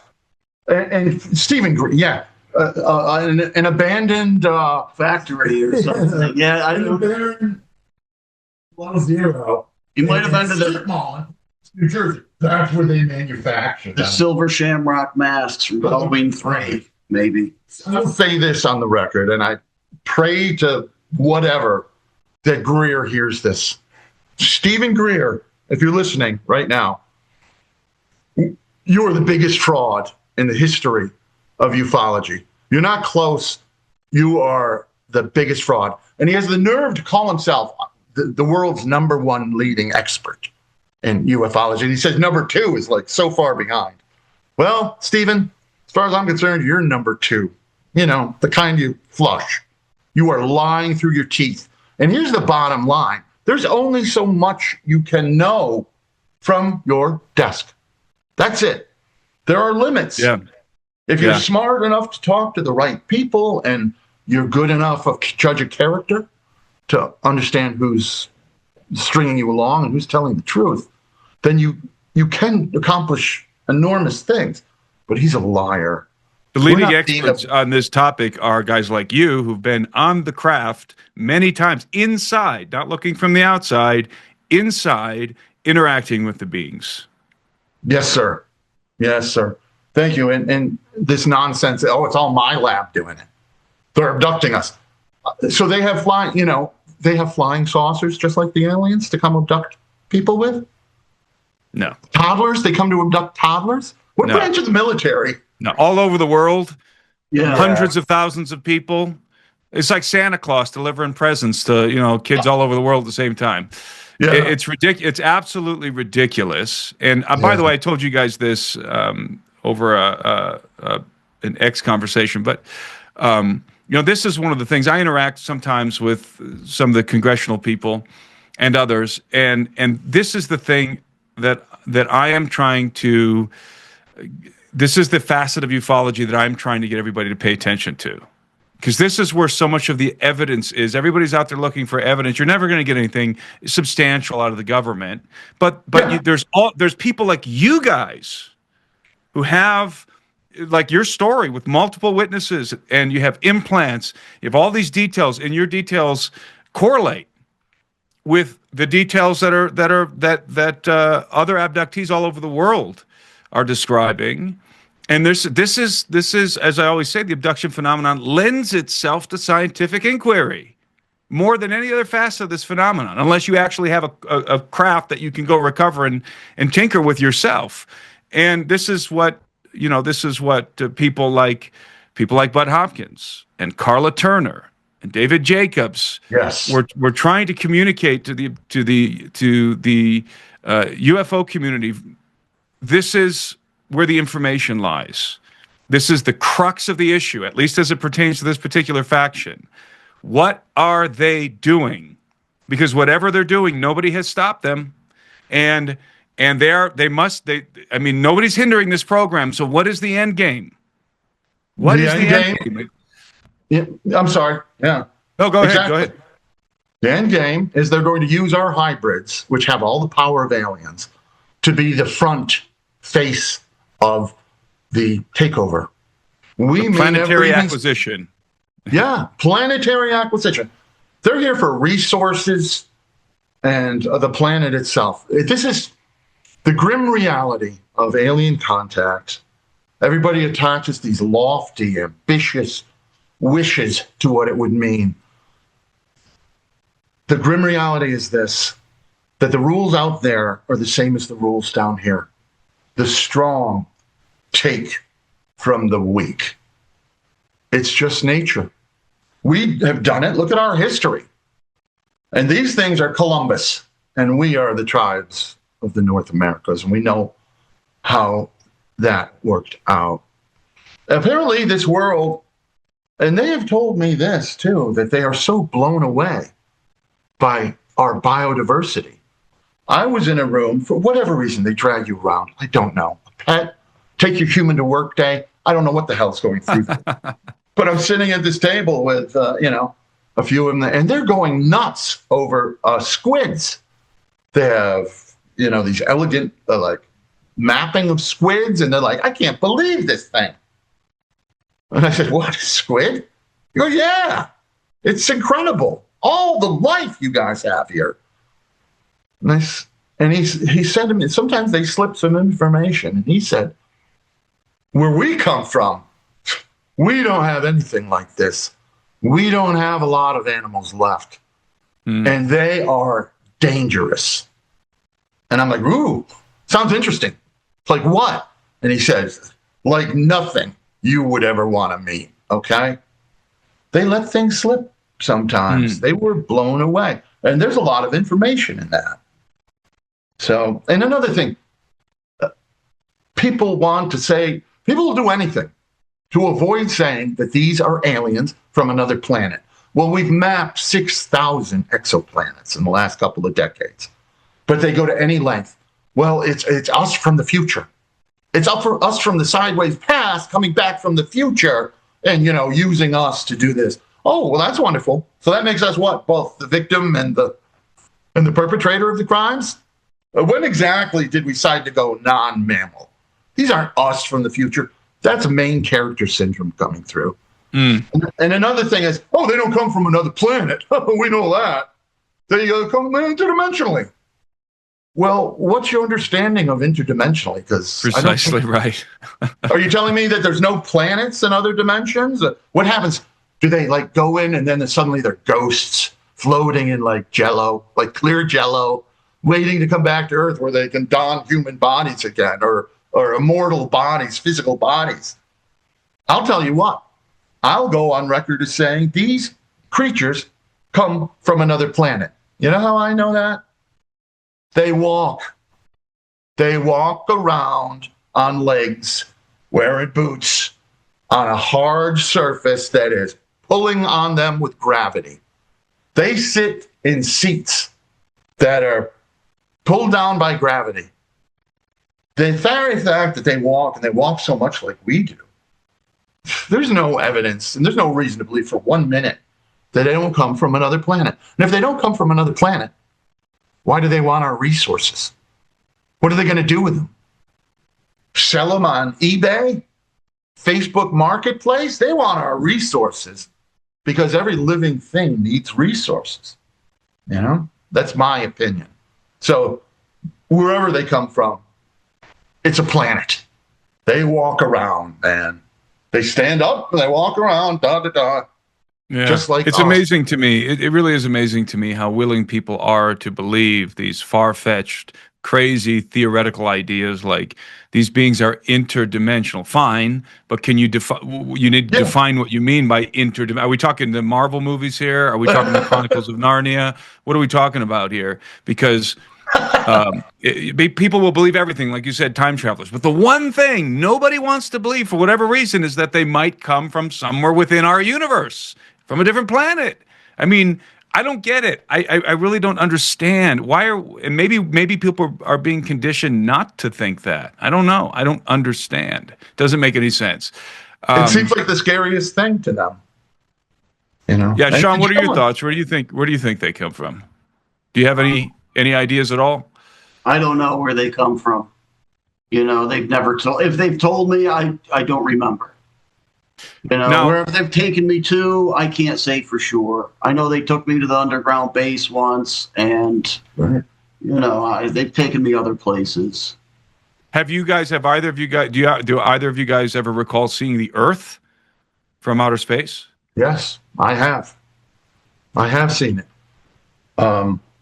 Yeah, I came to, you know, I don't know what was going on before that, but I'm staring out a window the size of a drive-in movie screen, and I am looking at the Earth turning.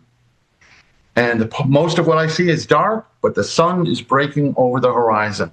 I'm looking for recognizable land masses, you know, but it was really dark, and I figured out now from the way it was turning, I was looking at the Earth upside down, you know. I was looking for the tip of, and then only like later, I'm like, wait a minute, it was going this way. So it was glorious. Now, like Sean, this was the one time that I had a secret school thing. I'm looking out the window, and I look behind me, and it was a classroom with white desks, and there were about 20 kids in it, and they were all throwing stuff. They're laughing drunkenly, they're pushing each other over, they're falling off their desks, and they're throwing things like, you had that same. I remember them being unruly when I was locked into the school. Yeah, the other kids. Yeah, and it was just me looking out the window at the Earth turning. And a tall gray comes over to me, and he stands side by side with me. I'd say shoulder to shoulder, but his was, you know, like up here. And without looking to me, he said, "What do you think?" I didn't know what to say. I was young. I was 10-ish. And I just said, "It's beautiful. It's just beautiful." And he nods. And then he says, "Come here. I'm going to show you something." Now, all the other kids are just freaking out. I was the one he walked over to because he saw me enthralled by the beauty of our Earth. And he walks me to, it's a very dark room. Nothing's overly bright on the ships, right? Typically, yeah. Yeah. And it's a dark desk, like an old teacher's desk, like a real desk. And he says, picks up a tablet, and it's clear plastic, and he taps it, and he turns it to me. He said, look at this. And it was a crude child's animation of the Earth hanging in space with some loosely drawn 5-point stars, all like Schoolhouse Rock. Remember that kind of crude animation? I guess it was a secret Schoolhouse Rock.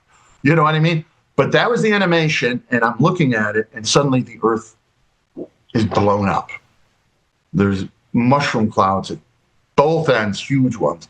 And the Earth literally fractures in half, and the two eggshell halves drift apart into space and burn.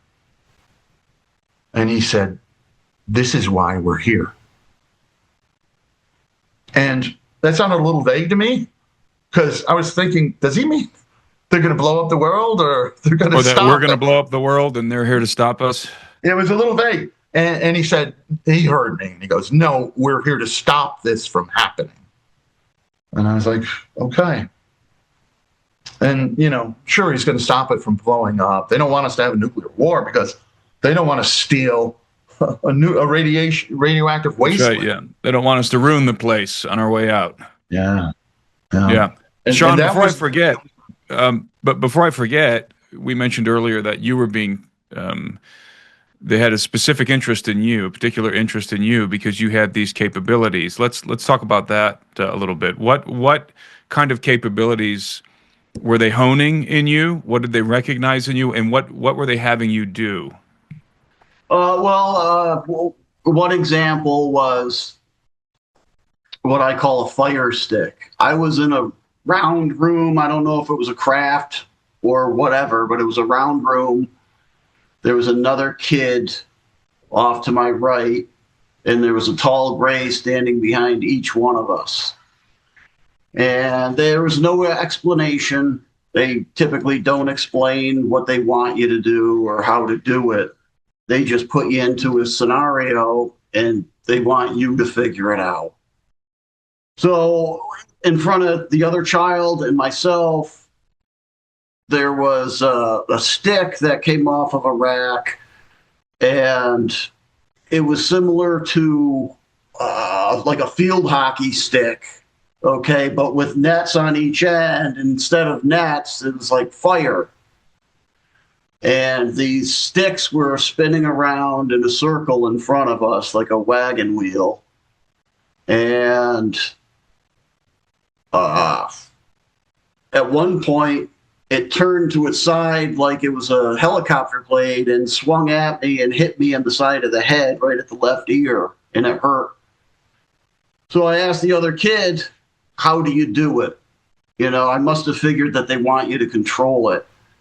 And I was asking the other kid. The other kid didn't say anything. And the alien behind me touched the top of my head with his finger. And I could feel what felt like an electric charge go directly down into my brain to a very specific part of my brain. And it turned it on for the first time. It was like jump-starting something. And I could literally feel that part of my brain as if it was moving. And I know your brain is alive, but, it felt alive. And all of a sudden, once he did that, I could control this stick. And I spun it around the room, all the way behind us and all the way to the front of the room in a giant circle, spinning it around like a helicopter blade. And they stopped it. With your mind? Yes. Yeah, I don't know how. It was easy once they turned that portion of my brain on. I can't. And by the way, these other kids, these are human kids or these are hybrids? Yeah, it was just one that time, and it was a human child. A human child, okay. And his just kind of stayed in front of him. I didn't notice it hit him. I didn't notice it go anywhere else. But mine went around the room, and they stopped it when it was back into the front. And the one behind me, in a slightly excited tone, I don't want to overstate it, he said, I've never seen anything like it. This is what we've been doing this for the whole time. And the other one behind the other kid turns to look at us and says to I know, but he's also, I can feel him saying to calm down. Mm. And that's all I remember of that specific incident. So obviously there's some kind of telekinesis that they're trying to. To see what people are capable of doing, perhaps. Yeah. Were you ever, I know Chris is gone right now, but were either of you guys ever told that you're being prepared for something? Like you're, because a lot of abductees say that the Greys communicate to them that something's going to happen in the future, some event is coming, and they're preparing abductees to fulfill particular roles when that event occurs. It wouldn't surprise me, but I don't recall being told anything like that. And what about the black box? This is something that fascinates me. I've heard this a lot as well. Some abductees have reported while they're laying out on the table that the Greys would place a black rectangle or square box at the base of their head, and they would feel themselves coming out of their body, like their consciousness would go into the box, and then they would wheel in like a clone of their body, and then their consciousness would go back into the clone. Have you guys ever experienced anything like that? No. Okay. I frankly, hey, whatever people say happened to them, but I don't really buy any of it. It just runs counter to everything we know about them. I've heard people say, oh, they take me out of my body and then they let a reptilian wear my body and go downtown for drinks and dancing and come back.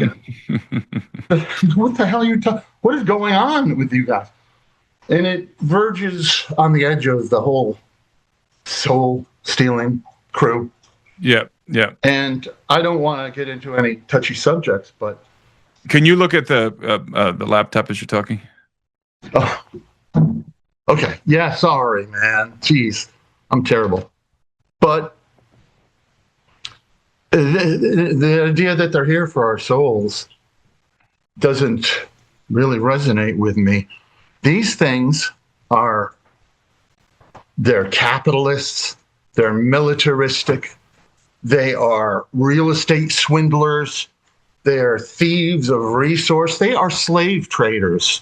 We have been slaves. We were when you're with them, guess what? You are a slave. And you belong to them. Yes, and you're even worse than that because slaves on Earth, they know they're slaves and they're angry and they're trying to find a way to kill the master or escape. But when you're a slave to these things, you're obedient, you're happy, right? Yeah, so you're utterly under their control. Yeah. So these are predators, and even worse than that, they're politicians. They're everything that is the exact opposite of being concerned with your soul. You know, they want resources, they want power, and they feel they have the right to own you. And that doesn't seem very spiritual to me. Now, people do say that, but not us. Yeah. And we've been going for 2.5 hours now. Let me ask you one final question, if you don't mind. You mentioned that you've on at least one occasion you've seen the reptilians. Yes. Can you describe reptilians? What do they look like? What distinguishes them from the gray aliens? Well, they had big, long tails. They were tall and they were lean. They didn't look like the Gorn or any green, sparkling reptilian imagery. They were very dark. They were like a dark brownish green. And they were long of limbed. They were carrying these devices like a staff. And their pants, I guess, were open because they have a giant tail hitting the floor. So it wasn't like pants. It was like it looked kind of like a Roman garb. Their faces were really pretty horrific. They had a snout, but not a long dinosaur face. Mm-hmm. And the teeth in their mouth, you know, when you hit a golf ball, you put it on a tee like that, with a little white peg. Yeah. Their teeth were like that, long, spiky teeth. They were all snaggle-toothed, like sticking out. Just these needle-like long teeth. And yeah, they came over when this guy started to wake up from this mass abduction. He started to wake up. Are they? What are their eyes like? They don't have the big black eyes like the Greys, right? No, I didn't think so, but I only got to see them for a second because it was this underground installation. They were standing over a little like Japanese footbridge over a stream that ran in between two rows, two aisles, two caverns of abductees paralyzed in a row. So the guy behind me, like 3 people behind me, started to wake up, but I was paralyzed. I couldn't turn my head to watch. I only got a momentary glimpse of them, but I'm sure what I saw, I mean, they don't fit the exact ideal of reptilians, but they were lizard-like, and they had the teeth, and they had the snout, and they had a long tail, and they looked. You got the sense that they're aggressive. Yes. Yeah. Hostile. They were working in a kind of servile capacity that day. They were working security for the Greys. Yeah. Which mostly I've heard that before. Oh, really? Yeah. A lot of people. So why did you think this was an underground facility as opposed to like a large ship? Because when we were on the ship that was taking off from our backyard, it landed in our backyard. Mom, Sean, and our other brother were unconscious, but I was kind of awake. And I slipped out of my seat and I walked over to the 2 short Greys who were piloting the craft. They were making it go. And I kind of snuck up behind them because I wanted to see what our city looked like from above. I had never been in an airplane. And I snuck up. I was almost right behind them. And one of them turned around and screamed, "What is this one doing up?" And the tall Grey comes and gets me and puts me back in the seat, you know. Then suddenly the whole craft is stabilized. And the one that yelled at me, the bad cop, and then the other one turns around, he wheels his chair around to look at me, he goes, he was like laughing. He said, "What was your plan? Anyway, what were you going to do?" I think he was thinking that I was going to take over the ship or try and hit him in the head or something like that. And I said, I just wanted to see what our city looks like from above. And right away, his tone changed. He went, oh, okay. Oh, well, we don't really go up. And I looked at him bewildered. And he said, well, we go up a little, but then we go down. And the mean one screamed at him, "Shut up! What are you doing? You don't tell them that. You don't tell them any of that. You don't tell them anything." And the good one says, "Oh, calm down." The kid is curious. That's a good thing, right? Besides, he'll never remember any of this anyway. And the other one said, "Well, just don't." So then, when, they put me under and we got out of the craft, the floors were polished like marble. It looked like a James Bond villain lair, like under a volcano, because the walls were rock and you could see the layers of slate, for every year. We were underground and there were tunnels. So I'm confident of that. Plus, he told me we're going down. Yeah, and I believed him. That's Did you very know intriguing. Sean? Did you talk to him about Sean? May be the only cop in America who ever pointed a gun on duty at the face of a tall Grey. I'm impressed by that. But what were the circumstances of that incident? I was working midnight shift. Late at night, I would stop at home every once in a while and, to get a drink or what have you.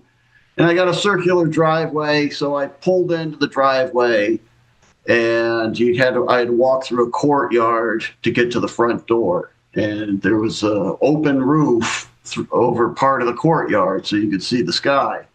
And while I was walking towards the front door, I saw 3 craft fly overhead in a, like a V formation, I guess. And as soon as I saw them, they went right overhead. There was instant panic, followed by instant relief because they kept going. They're heading towards the south. I said, oh, they must not be here for me. Thank God. And so the one on the left made like a U-turn. It didn't like come directly back. It like swung off to the left and circled around. And as soon as it did, I knew it was coming. So I ran for the front door, struggled to get the front door open, tripped going in the front door. The screen door was hitting my feet as I was going in. And I'm on my ass just inside the front door. And there's a tall gray alien standing at the front of the courtyard, maybe 15 feet away, and I got my gun pointed in that direction. And he says, well, if you're going to be like that, incredibly offended. I could just feel how offended he was. And he turned right around and started walking away to where I believe his craft was. And I got up and I holstered my weapon and I chased after him, holding my left arm out. No. Like I was apologizing for my behavior. And that's all I remember. So they were there to take you. Yeah. So and did you say you were on duty? Yeah. Yeah. So they took you. They must have taken you. Did you have missing time? Did you have a partner?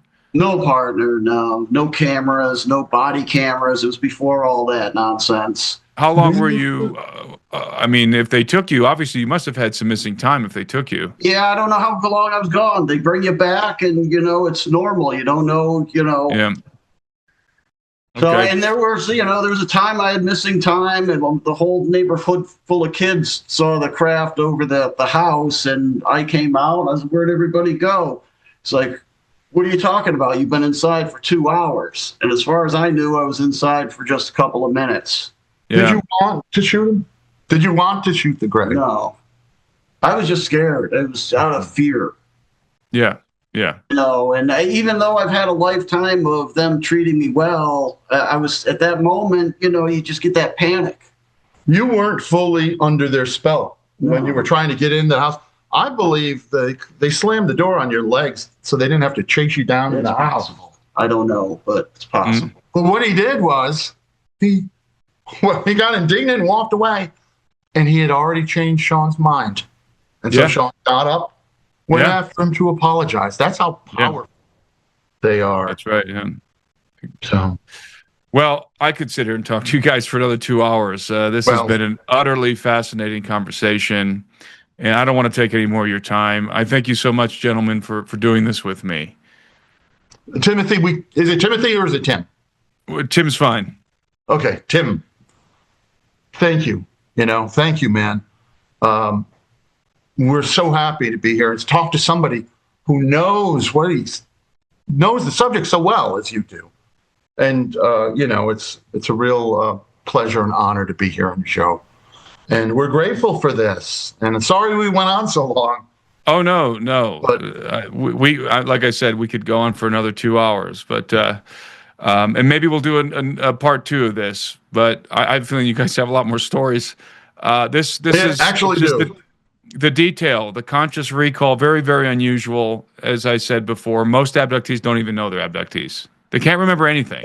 Yeah. I asked him if they take everybody when I was a kid. He says, no, not everyone.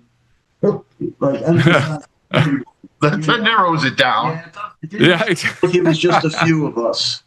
Yeah. And I asked them why they make us forget. It's just amazing when you think about it. The how extensive this program must be. I think it's been growing exponentially, at least for 100 years, and how many people are involved in this thing. And I have to believe that there's some aspect. There's got to be somebody in the United States government that knows about this, and is my question would be: are there any efforts underway to stop it, or to hinder it, or have we made deals? Have we made deals with this faction? Do we have transactions in place? Do we get something out of this? So those are conversations that we can have at another time. So I would love for you guys to come back and do a part 2. Well, we would love that. Yeah, we have plenty more. Your questions interesting. Were great. Things. Yeah, we love questions, right? Sure, yeah. Oh, I love it, and we'd love that. So thank you. All right, gentlemen. I love the painting behind you as well. Yeah, Isaac Newton. Oh, cool.